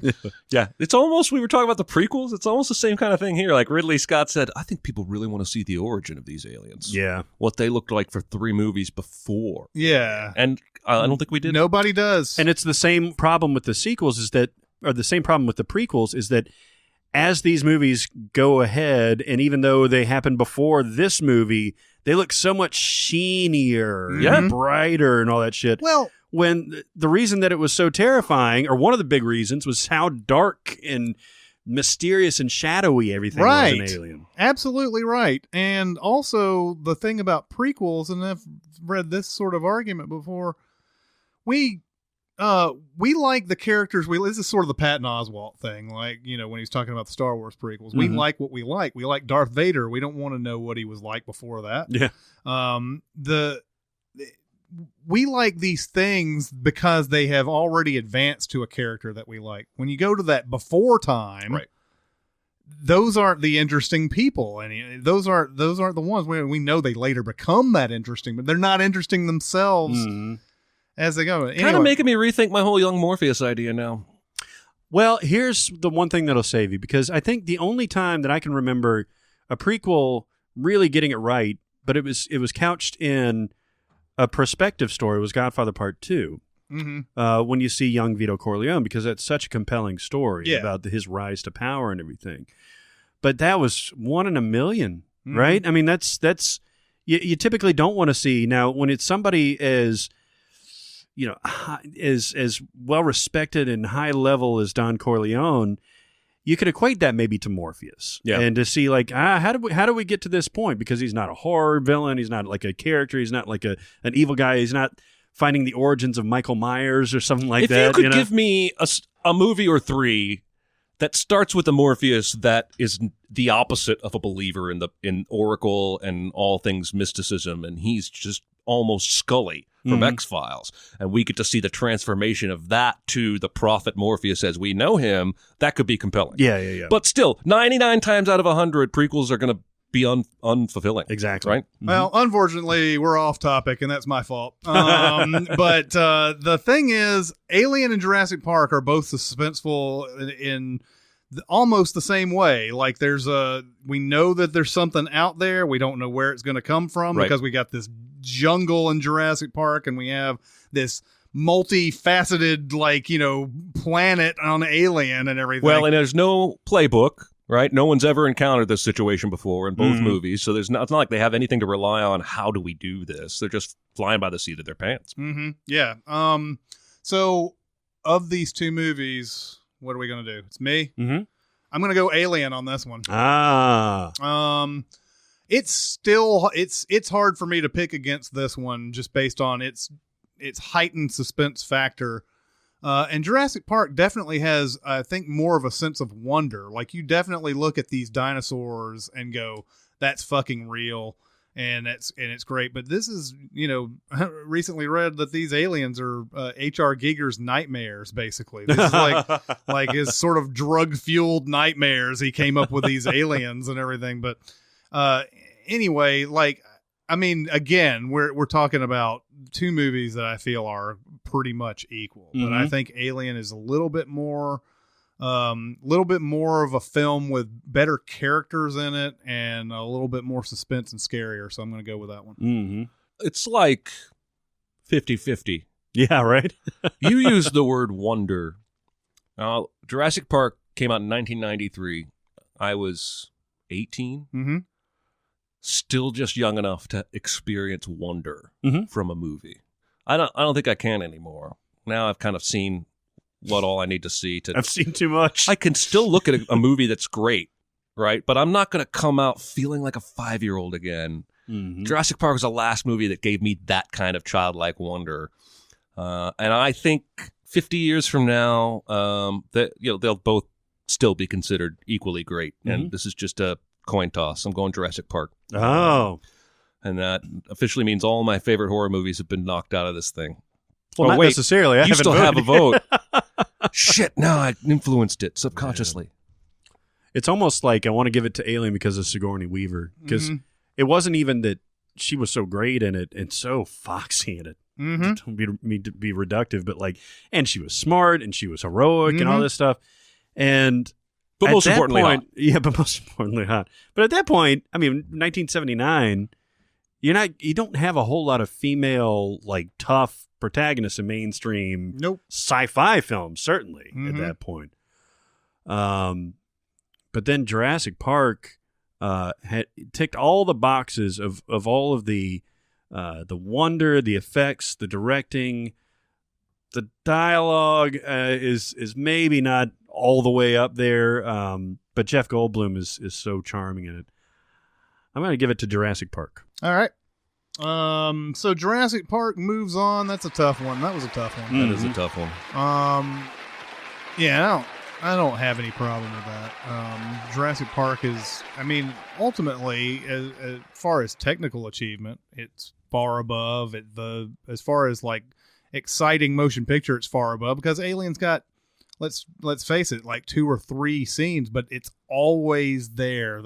That sort of that fear is always there. Whereas in Jurassic Park, it's, I guess it's once things start getting rolling, it never stops. But in Alien, it's just you get that feeling that it's just, any moment, because of the chest bursting scene, it can come out of anywhere. But that's why I picked Alien on that. But I have no problem with Jurassic Park going. All right, so the next one is the 5 seed, The Untouchables, versus the 4 seed, The Social Network. Woo! Sassy one. Yes, definitely.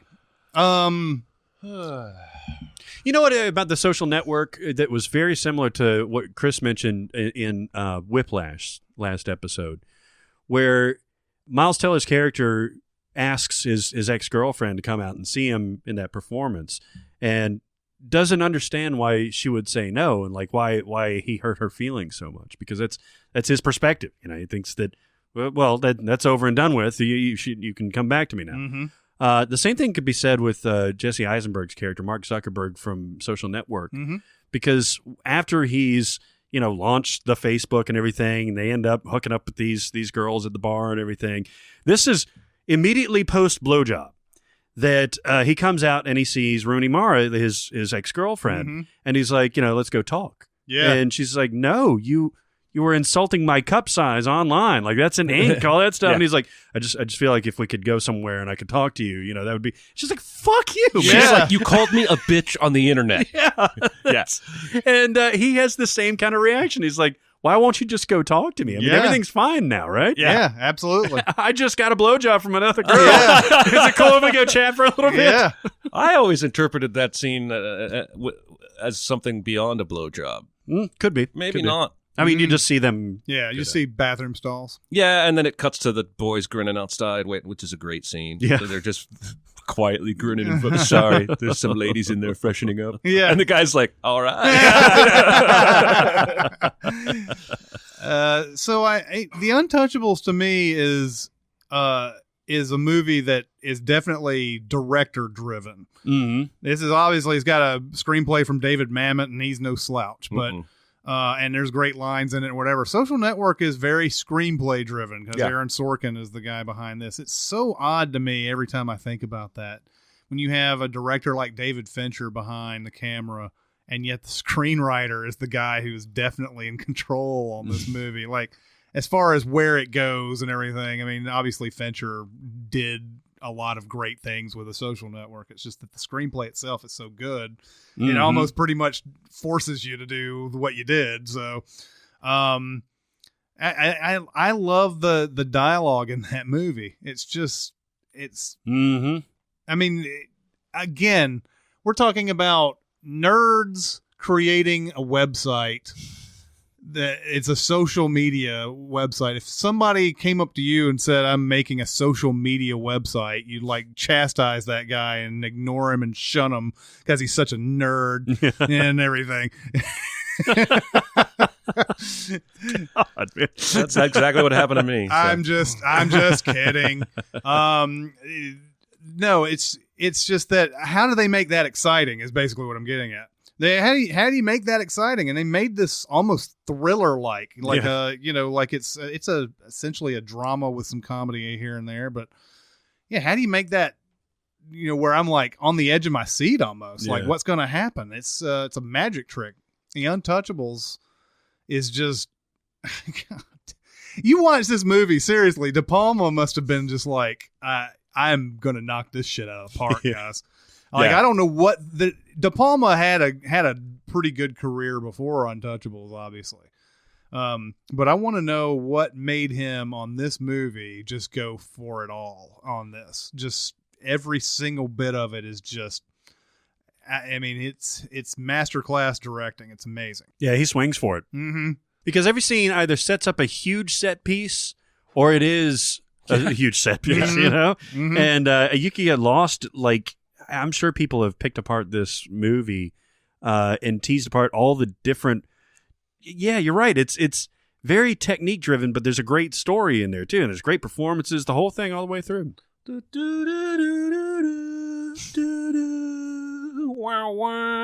Untouchables has one of the greatest soundtracks ever. It is, yeah. Ever. It pumps me up. I was watching Social Network the other day because we had talked about it recently, and I said, I'm going to watch this again soon. Mm-hmm.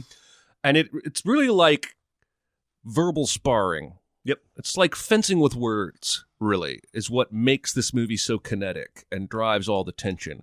But one thing stood out to me that really bothered me, that I had not remembered from previous viewings. And it's the very end, when the girl from the Office spinoff show, Rashida Jones? Yes, Rashida Jones says, you're not an asshole, Mark. You're just trying so very hard to be. No, he's a fucking asshole. He's a fucking asshole. Yeah. Right? Yeah. Why? I feel like that was what the movie put in there to try and make Mark Zuckerberg in real life feel better about this movie happening. Yeah. Was that we're going to say you're not an asshole, but it's just all an act because you're a nerd and you want to fit in. And no, he's a fucking total dick. Yeah, what does That he do in this entire movie to redeem himself? Nothing. Besides Nothing. put this out in the He world. does nothing. I mean, he screws everybody somehow, some way in this. Obviously, Eduardo is somebody who gets destroyed in this movie, and it's the reason why we even have one of our lawsuits and everything. He destroys the Winklevoss twins. He destroys Rooney Mara's character. At the end, he's refreshing her Facebook page over and over and over. That's literally all he's doing is to have that conversation. Just to see if she's accepted his friend request and everything. Yeah, it's just goofy. Anyway, these movies are amazing, but I already know which way I'm voting. All right, well, it's you first. Is it really? It is. Oh, Untouchables. Hey, buddy. Hey, buddy. Hey, fuck you, buddy. Don't kick the baby. Untouchables is like you said. I think we've mentioned every time we mentioned this movie, you've brought up how much he directs his ass off in that. It's unavoidable. Like every time I watch this movie, I'm like my jaw drops at how much camera movement and like how everything looks just amazing in it. Like there's so many scenes in this. I mean, there's some scenes where he could have just shot this normally. Yeah. And he doesn't. I have a feeling that there was like an assistant director who was like, hey, we're going out to shoot some B-roll. And he was like, B-roll? I'm going to fucking shoot everything. Bring in the Steadicam. That's what it feels like. Yeah. It does. I mean, I always harken back to that scene where they get the guy in the white gangster suit. Nitty. Frank Nitty. When they get him out of the courtroom and everything, and just like the camera is set on this low angle coming out, and it's just like this giant cathedral of a court, and I just always go back to stuff like that, and there's a million scenes that are just like, my God, man, you must have just like storyboarded this and like just feverishly wanted to be on this movie every day. You probably shot, I would love to know what got into him to make this, because before this, he made great movies. He had a lot of technique and stuff like that. You saw it in Carrie, Body Double, all that. But man, this movie is just off the chain. It really is. So anyway, who's the next vote? Yeah, so the next vote is mine. It is The Untouchables is a directorial feat and an artistic feat. The Social Network is a dialogue and character-driven feat. So it's interesting because you could kind of pit those against each other depending on what you like more.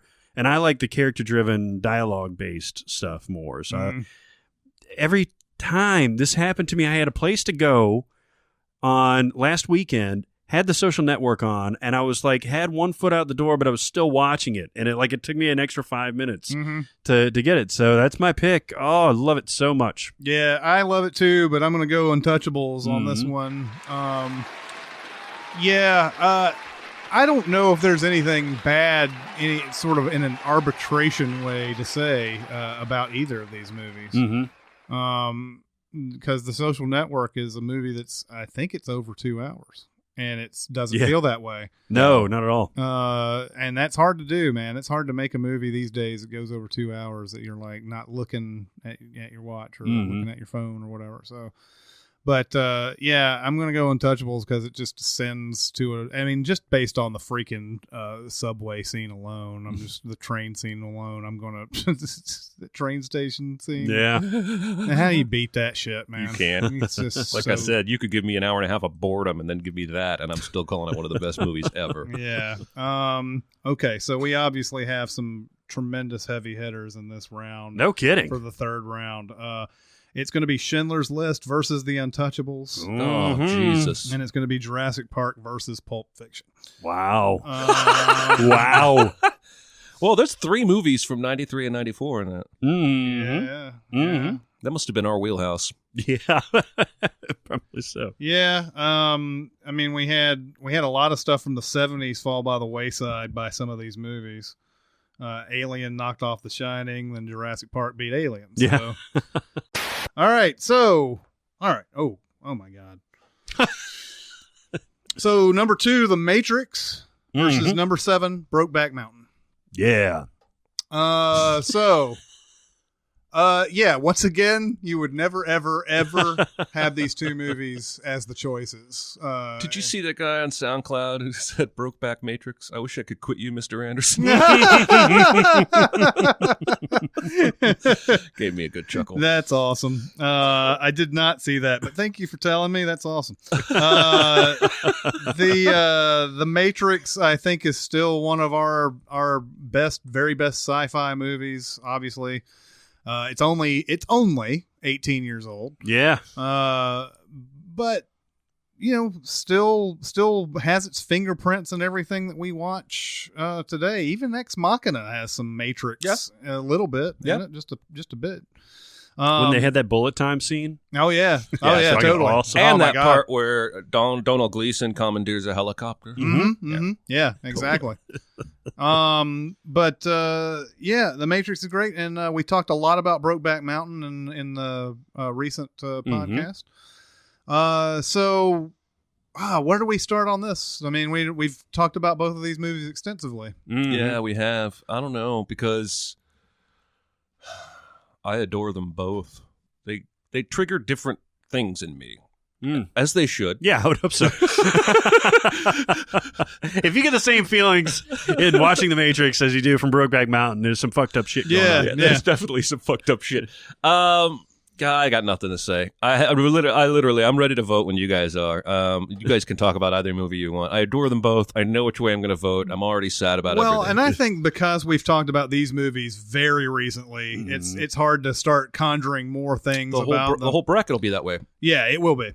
So who's first? That would be me. Okay. The Matrix. The Matrix. For real. Brokeback Mountain, man, as we were talking about this when it was up against Zero Dark 30, you guys really... I've seen this once back around... I think I saw it in the theater, so I had the scope and how beautiful it was and everything. But it never really connected with me emotionally like it did with you guys. Not to say that it wasn't great. I was a little bit weepy at the end. But The Matrix, man, grabbed you and pulled you by the short and curlies to the end. It was awesome. Yeah. So that's my pick. All right. I am also going The Matrix here. Yeah. That is a very difficult movie to go against here, no matter how important your movie is. I think The Matrix just achieves a certain level of excitement and ideas all at once. Brokeback Mountain at the end is a very simple movie, and that's nothing against it. It's just that The Matrix has a little bit more to it, I think, overall. And if we're picking these movies that sort of try to ascend to a higher plane, The Matrix is going to win that on this. Yeah, and, I don't think I should make this comparison because it's going to come out wrong. But even The Matrix, I think, has a lot of good things to say, similar to what Brokeback is saying regarding diversity. Maybe the Matrix creators were more at this moment thinking racial diversity because the people that are in Zion, people that staff these ships, there's a lot of racial diversity there, and that directors have gone on record as that being important to them. But then, I think there are things and themes in this movie that support the equality, which is the main theme of Brokeback Mountain. I'm not trying to say The Matrix has a powerful pro-gay message. Yeah. I'm just trying to say if you're looking for that kind of subtle diversity, it's there. But this movie, when this movie came out, I could not look you straight in the face and say, this is a possible thing. Today, I kind of believe that in the future, this could be possible. Yeah. Well, and that's amazing. Sort of going to what you're saying there, when you watch the terrible sequels to this movie, the cave party scene, sort of in a way, kind of lets you know that this is a society that's sort of it believes in humans. It's not think of anything in race or sexuality or anything. And there are same-sex couples in that scene too. Yes, the movies do not have this kind of overreaching message. I don't want to get to that point. I just want to back up Jeremy what he says here, because you're not wrong. Right. Obviously, this is but it's more of a human story than it is any kind of race story or anything like that. Yeah, no, I agree with that. No, and you're right. This is not outside the realm of possibilities. Stephen Hawking actually has gone on record, Elon Musk, everybody is saying that the biggest threat to humanity is not what you think it is. It's AI. Yeah, it's super AI. Super AI. And if you watch, it's a bit of an aside, but if you watch the Masters all weekend, like Jeremy and I probably did off and on, there was all these things about Watson and how Watson is identifying and curing diseases and all this stuff. And he's become more super advanced than he ever has. And they're like all buddy, like, hey, Watson, hey, did you get that joke? Ha, ha, ha. Yeah. No, the joke's on us, motherfuckers. Exactly. That motherfucker's Hal, isn't it? What's up with the vending machine? And Watson goes, we are not on speaking terms. Yeah. You know he fucked that bitch. Yeah. You know he fucked that bitch? Watson is a dirty dog. Watson is the man slut of the computer That's world. right. But that Matrix just gets so many of my brain cells moving. The side that wants to wonder about sci-fi and fantasy, the deep thinking side wants to wonder about existence and what it actually means. Because if we are living in a simulation, and I'm not saying I think we are, I'm just saying I think that theoretically it's possible that we could be and we wouldn't know it. But if we are, does that mean we don't exist? Does that mean the choices we make aren't still reflective of our own heart and character? Way deeper than anybody wants to get on this podcast, but the movie makes me think about that shit. And I'm Matrix all the way. By the way, did they ever discuss childbirth in the Matrix movies? Because that, to me, is something that's maybe possibly skirted over a little bit. Because in terms of where do they get where do babies come from, right? Well, they had a baby in the actual battery pod. So they have to make it to where a woman feels childbirth, but I assume they can artificially inseminate her through the pod via the cloaca. Yes. The cloaca. Yeah, absolutely. The machine, the squiddy cloaca. The whole thing's the cloaca, man. The whole thing is. But anyway, I don't know. He says human beings are no longer born; they're grown. Mm-hmm. Oh yeah. So that means I'm guessing they're lab babies. So that means women are going through childbirth, and the aliens are really being dicks because of that. Yeah, they're machines, not aliens. Oh yeah, that's right. They're machines, but yeah, they're being dicks, man. They are. I don't think anybody's saying the machines are anything but dicks. I mean, they are a very 1-0 oriented kind of entity. But I mean, I'm just saying. Yeah. I'm just saying. Well, we got to make it look like women really give birth here and everything, with all the pain and everything. That's some dickish stuff, right? That's the dickishest thing about the Matrix. Now I just realized. Yeah, they put women through 9 months of pregnancy needlessly because they can already just grow the baby back in the cloaca lab. Yeah, exactly. The cloaca lab. The cloaca memorial lab. Cloaca's going to become the new bad Santa on this podcast, I have a feeling. I think you're right. Because it's dirty, but it's not. Because nobody knows. It's like a medical term, but we know it's dirty. So. Okay, so you picked the Matrix. I picked the Matrix. Okay. Nobody was surprised. All right, so that leads us to this fucking doozy. Number 3, The Usual Suspects versus the 6th seed Ex Machina. Wow. Fuck me. Wow. Now, see, I'm already wondering about like the recency, equivalency, and bias and whatnot. Like, because Ex Machina is so recent, but it's so head and shoulders above the kind of sci-fi we've been getting lately that I am pretty ready to call it a classic already, even though it was 2015. Oh Jesus! And then Usual Suspects is a classic. Yes, it is. How the fuck are we gonna do this? Yeah. I've already decided what I'm going to pick, but so how much of The Usual Suspects is that surprise ending? How much of this movie would we enjoy?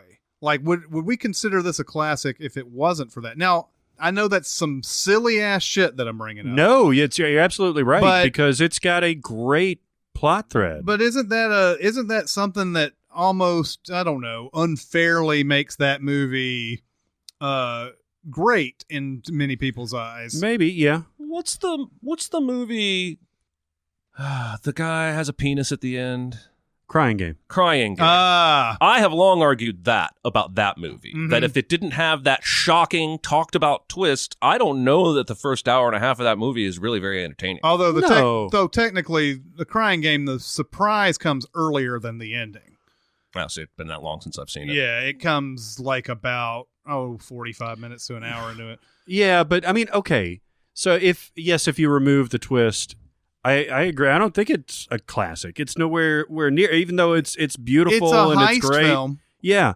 And who is Kaiser Soze becomes basically the thread that I think sort of pulls this movie above most heist movies that we remember. And of course, the performances in it, we got a lot of like great actors in this. Mm-hmm. To think that they got Kevin Spacey before he was really Kevin Spacey, Benicio del Toro before he was Benicio. Gabriel Byrne had already had like a pretty big career. At Kevin Pollak before his She's All That fame. That's right. Mm-hmm. This is like, you, Lieutenant Weinberg. Yeah. I mean, and the great Stephen Baldwin. Of course, the great Stephen Baldwin. Before he became Stephen Baldwin. Hey, you know what sucks about being a Baldwin? Nothing. But it's this is the reason why when it comes to voting here, and I've been thinking about these movies like this because Shawshank obviously has a big emotional surprise and dramatic swelling of an ending that sort of elevates it above what it has been. I mean, it's a great movie all the way. I think Shawshank is a little bit better of a movie than Usual Suspects up to the point of their respective surprises or whatever. But I've been thinking about these movies. How much do we pin on these great moments being the end all to their being a classic? But that is so inextricably tied. Like it's impossible to separate them. Yeah, I'm just trying to say, where are we with this movie without a surprise? I think that's what puts it over the top. Okay, so you see a billion movies at this point. We've seen just so many movies. We've seen so many heist capers. We've seen so many ensemble dramas and stuff like that you have to have something to separate it. It's like if you have this wonderful dish, this like fish dish or something like that, that has a certain element in it, a certain ingredient that puts it over the top. You've had a million salmon fillets, but this one like has nutmeg in it or something like that. Right. I don't know. Like, it is part of the dish that makes it so great. You said fish dish. So yeah, I mean, I think it needed all these things to work together with the script, with Kevin Spacey's performance, and that whole reading the bulletin board moment to tie all that stuff together. It makes you want to go back versus throwing it in on a Sunday afternoon and be like, oh, it's a good heist film. Mm-hmm. Yeah. Okay, so how's the voting going on this one? Okay, I'm going to go Ex Machina on this one. Wow. I love The Usual Suspects. And again, you're talking about what if these two movies were in front of you, which one are you going to pick? I'm going to pick Usual Suspects probably about 50% of the time. I'm going to pick Ex Machina about 50% of the time. But Ex Machina... What are you going to do with the other 10%? That's a good question. You must not believe in aliens. Yes. They're machines, Jeremy. Well, we are wrapping this episode in on itself pretty hard. Yes, we are. No, ultimately, where have I been on this second round? What movies are trying to ascend to a different level in each instance? And I have to pick Ex Machina here because The Usual Suspects has a great surprise ending that I think colors our perception of the complete greatness of it. And The Usual Suspects is a great movie before then. I don't want to say... it's because of the arbitration process. Yeah. That we're like sort of downgrading movies when they don't need to be. But I just think that surprise ending gives it more of a push, and we think fondly on this movie more than we would normally. I think you're right and I think it's even maybe I would go even a little stronger because the entire script is pushing us to this reveal. Mm-hmm. Who is this Kaiser Soze who put us together in this lineup, who has us together in this room with a pool table, who knows everything we've ever done that's terrible? The mystery is driving all of that. Mm-hmm. And so I wonder how much of that heist would even be interesting if there wasn't something like that driving it. And I'm going to vote for Ex Machina because I could be wrong. I've been wrong a lot. It's been known to happen. But I think we have like a wonderkind here. I think Alex Garland is going to be one of our greatest directors. I just think he overshot any expectations by such a huge margin with this film. if he doesn't become a great director, it's his own fault because his first movie was too damn good. Yeah. Mm-hmm. I'm going to vote for The Usual Suspects. Not that it matters, but I think that it has more elements of a little bit of comedy, heist, drama. A little more nutmeg. Suspense. Mm-hmm, mm-hmm. It's got the nutmeg. It's got that special nutmeg flavor. Mm-hmm. Yeah, yeah. That makes this fish dish sing for me in my mouth. Courtesy of Gus Fring, who is in the movie. Yeah. Yes. Mm-hmm. Yeah, exactly. Yeah. Polos Hermanos. But yeah, man, I love Ex Machina, and obviously that's going to move on. I'll probably vote for the next round, but I think Usual Suspects is just an achievement. Mm-hmm. Yeah, it is. It is. And just in this case, I was sitting there going, do we love this movie? I mean, again, you can't separate right. It's ludicrous to think about that. You can't separate the surprise ending from the movie. Mm-hmm. But I do think that it gives it a status that may be undeserved at times because we think so fondly back to that mostly.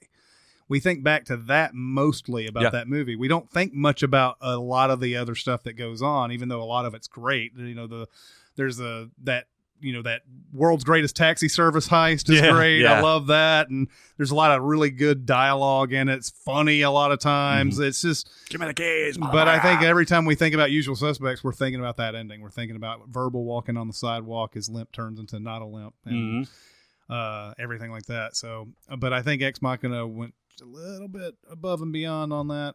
Again, what the hell? Brackets be crazy. That's right. Our final one is the 5 seed The Incredibles versus the 4 seed Empire Strikes Back. Yeah. Well, I'm about to show some true colors here. But I'll just tell you right now, I'm voting The Incredibles. You guys can debate and discuss from there. Mm-hmm. I don't care if that's heresy. Empire is the best Star Wars movie. It ain't perfect. Mm-hmm. And it doesn't, I don't think, work for everyone as well as something like The Incredibles does. The Incredibles, to me, represents the very best of what Pixar can offer. Mm-hmm. Finding the right cast, getting the right composer, getting the right director, like the right gorgeous animation, and a solid story. Mm-hmm. And they can do most of those most of the time. Like Good Dinosaur has all of those except a solid story. Yeah. This represents, the pinnacle of what they can do, and nervously optimistic about Incredibles 2. Mm-hmm. But we talked about this very recently. I think I wear my heart on my sleeve with this movie, and there's no way I could vote against it right now. At least not this guy. Yeah, I would say that Empire Strikes Back is the very best that Star Wars can do. Yeah, absolutely. I know that, in fact, I think we got a lot of comments on SoundCloud about ranking the Star Wars movies, and a lot of people put Rogue One up there. Told you. As in, like, number 1 or number 2. I told you. A lot of Force Awakens. Talk about some recency bias, by the way. Oh, my God. Gotta be it. Come back to us in 10 years, and you tell me if you think Rogue One it holds up. Yeah. But as we've seen for the last however long it's been, 37 years, Empire Strikes Back holds up really fucking well. It does. And I don't think it has really anything, and this is a play on words, but I don't think it has anything wrong with it, anything major wrong with it. All those scenes, all those things put together, we were running it down when we were talking about this earlier, and like I had forgotten the whole Yoda thing, which is such a huge thing. And that whole training montage doesn't seem like a training montage. It feels like he's really trying to get Luke in this headspace that by his age typically is just accepted by kids who have grown up with it, the ones that he's trained. Right. But he has to totally blow this fucking guy's mind and put that back together again. Right. There's something to that. You must unlearn what you've learned because, that's one thing that throughout the Star Wars movies has always made sense to me about getting them young to do these things, because when you're young, you can believe anything is possible. Yeah. When you're Luke's age, you've realized the harsh realities of life and everything. You were on the fucking farm with Uncle on a Owen. moisture farm. You were on a moisture goddamn farm. with Uncle Owen, and like every year he was like fucking pulling the football away from you and everything, and so like when someone tells you you can do these things, you can do it. Yeah. Let's put Waterboy reference in that Empire Strikes Back. Why don't we? It is difficult for somebody like that to do that, and it is amazing that he's able to do all that. I can be your backpack while you run. I did want to add, for me, the issue with Empire has always been pacing, because I feel like the beginning and the end are up, and everything in the middle just kind of feels lully. Like the training montage is important, and I get it. The Han and the asteroid that has a tongue monster thing in it. It feels like we're wasting time here. Right. Just giving Han something to do until we can get everybody back together at the end. And also that Yoda doesn't want to train Luke, right? Like, nope. He's kind of forced to. And in that way, their relationship is very bad Santa-like. It's because, yeah, it is. Yoda's a fucking drunk. Mainly because Obi-Wan has incriminating photos of Yoda. That's the reason why Yoda has to go through with these. Now that's a motherfucker that has a cloaca. Yeah. Oh yeah. He does. He's in there like his cloaca You can just all tell engorged. you can just tell in his face, that cloaca having motherfucker. I can be a backpack while you run. You know what that always gets me though in Empire Strikes Back is when Obi-Wan, as Ghost Obi-Wan comes onto the screen and he's like, that boy is our last hope, and Yoda is looking up to the sky, and there's that just wonderful light and then darkness that keeps coming over everything. And he's like, no, there is another. It always gives me chill bumps when I see that scene. Yeah. It is, but again, when we're talking about these movies, we can't talk about just a scene or two. We have to talk about, the whole thing.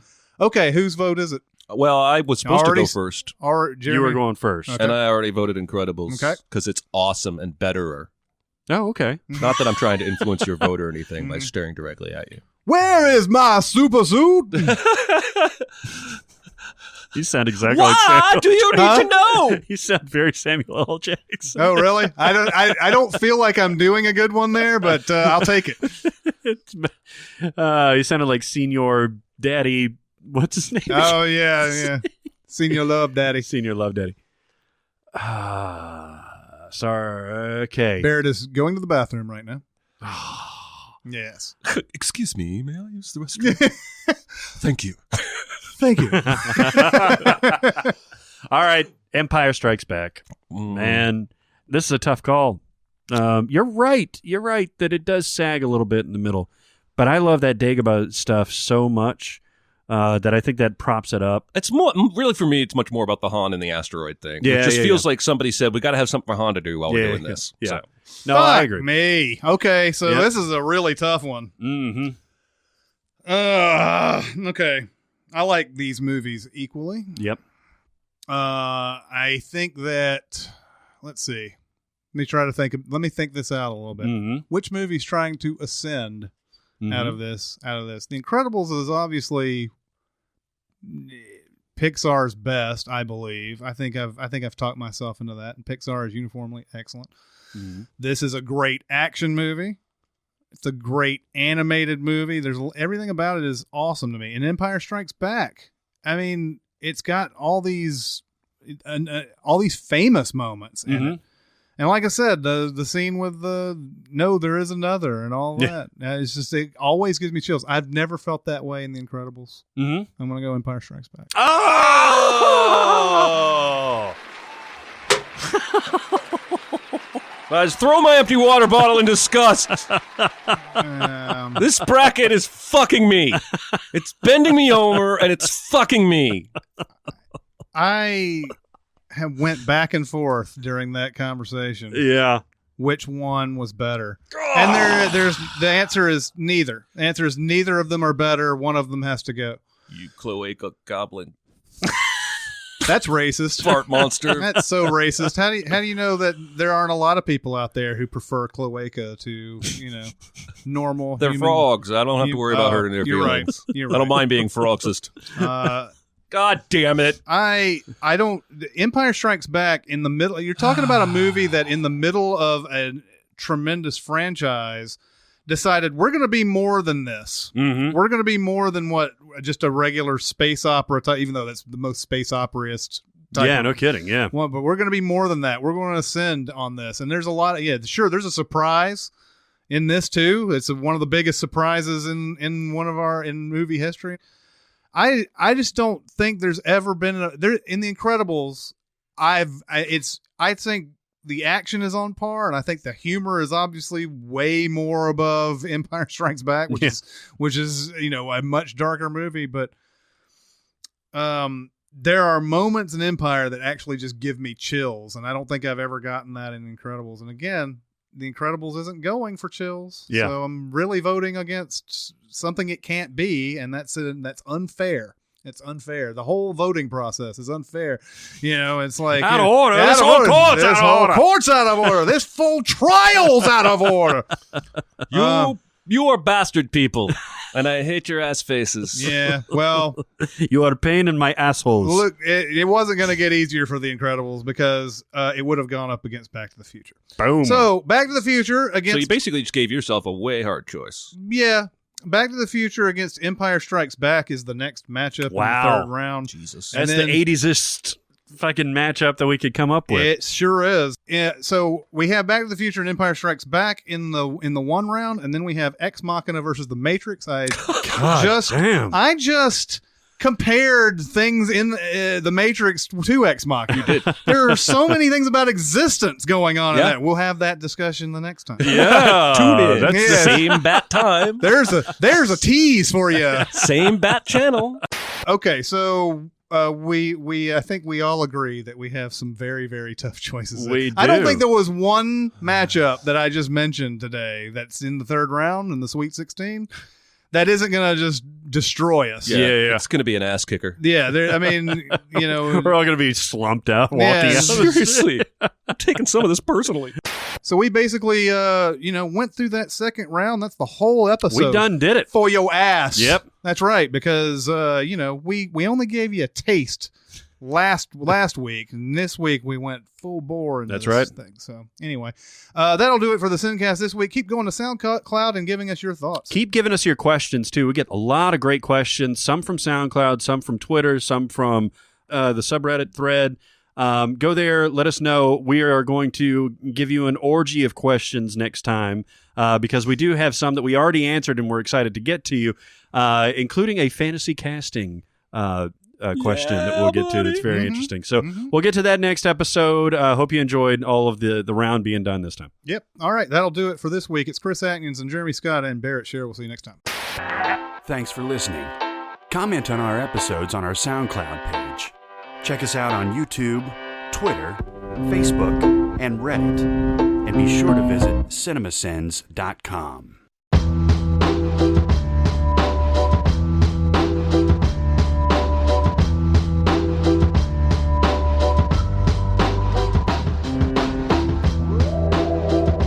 And yeah, I mean, both of those are like, yeah, they look nice in that or whatever, but it's not the same. It's not, I want to see Christy Swanson in her Buffy the Vampire Slayer outfit, and then she looks like she did in Buffy the Vampire Slayer.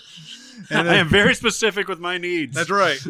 Or hell, what was it Terminal Velocity she was in? The Chase? Oh, one of those Charlie Sheen yeah. videos. It was the Chase. Yeah. Yeah. Something They're running like from that. the cops and they have sex in the car. Yes, they do. She climbs on him while he's driving at 70 miles an hour and they do it. Yeah. That movie is redonkulous. I love gold. I love gold. You see, Mr. Powers and Faja. Did you ever see Obsessed? Yeah. Was it any good? In that seems like a Hallmark movie, got a good cast for once kind of way. Mm-hmm. But most of the movies, Idris Elba and Shaving Cream Carrie Bikini. Washington. Whipped Cream Bikini. Oh, Ally Larder. Yeah, Ally Larder. Oh, that's right. I saw a bit of it the other day. It's on Stars. Yeah. And Idris Elba, man, like just fucking commands a screen. He kind of anytime does. he's on there. Yeah. He's a watchable dude. Yeah. He really is. And has a giant dick. Mm-hmm, mm-hmm. According to TMZ. Mm-hmm. Really? They have a photo. They have photo. They have photo of pants on set. I love lamp. I love lamp. I love gold. Pants that would fit otherwise or something like that. And so, yeah, that's my waistline, but they never figure in the penis size when they do these pants. You ever see that Friends episode where Chandler goes to Joey's tailor to get a suit? And the tailor goes, now we'll do the inseam. Oh, and he goes up his leg. It pans up, and you see Chandler's face react like his balls got cupped. So he goes back to the apartment, and Ross and everybody's there, and Joey's there, and he's like, Joey's tailor abused me. There was cuppage. And Joey goes, that's just how they do pants. Ross, tell him. And Ross is like, oh, yeah, Joey, that's how they do pants. In prison. Hey, Ma. Yes. What if we had a whole conversation in grunts? And I feel like we could do that. Do the Frankenstein, Tonto, and whatever on Saturday Night Live. And Frankenstein, Tonto, and I used to love this. It's John Lovitz and Phil Hartman and Phil Hartman plays Frankenstein, right? yes, And Kevin Nealon's Tonto. No, John Lovitz is Tonto. John Lovitz is Tonto, but Kevin Nealon plays the other guy, right? Yeah, and I can't remember who it is, but I just remember John Lovitz. They were talking about a hot woman, and he's like, "Tonto live on her like reservation." And Frankenstein's always just going, what was the third fucking guy? Tarzan. Mm-hmm. Yeah, I had the blue screen of death on my computer today. Oh. Maybe it was just tired of watching Tokyo Drift. It may have been. I was actually have Tokyo Drift all the way done except for renumbering because I cut out like 4 or 5 scenes. And I saved it, but then I started renumbering, and around the 80 point, it went and it's done it before, but this time it's like you get some shit. It wouldn't come back for you? It's on right now, and it's saying we're fixing disk errors. It might take over an hour. Well, hope they do a good job there, little computer people. Yep. That's what they do. That's what they do. By the way, that's us old men, you millennials. That's the beauty of still having cable, because you can stop and start and just go in and watch a little bit of a movie, move on to another movie. If something, God forbid, is on IFC and it has commercials, you go over to something else and you get a bigger breadth of experience versus this a la carte thing where you have Netflix and you're locked into a movie and that kind of thing, and then you have to shift your whole thing. So anyway, that's my screen. I don't know how persuasive that was, Barrett. You young whippersnappers. I don't think any of that's going to work, but it was fun. It was fun to listen to. Diane Wiest. Does whatever a Diane Wiest. By the way, I don't remember who it is, so we'll have to put it in the comments. But somebody we like is making a new Untouchables, I think, miniseries or TV show.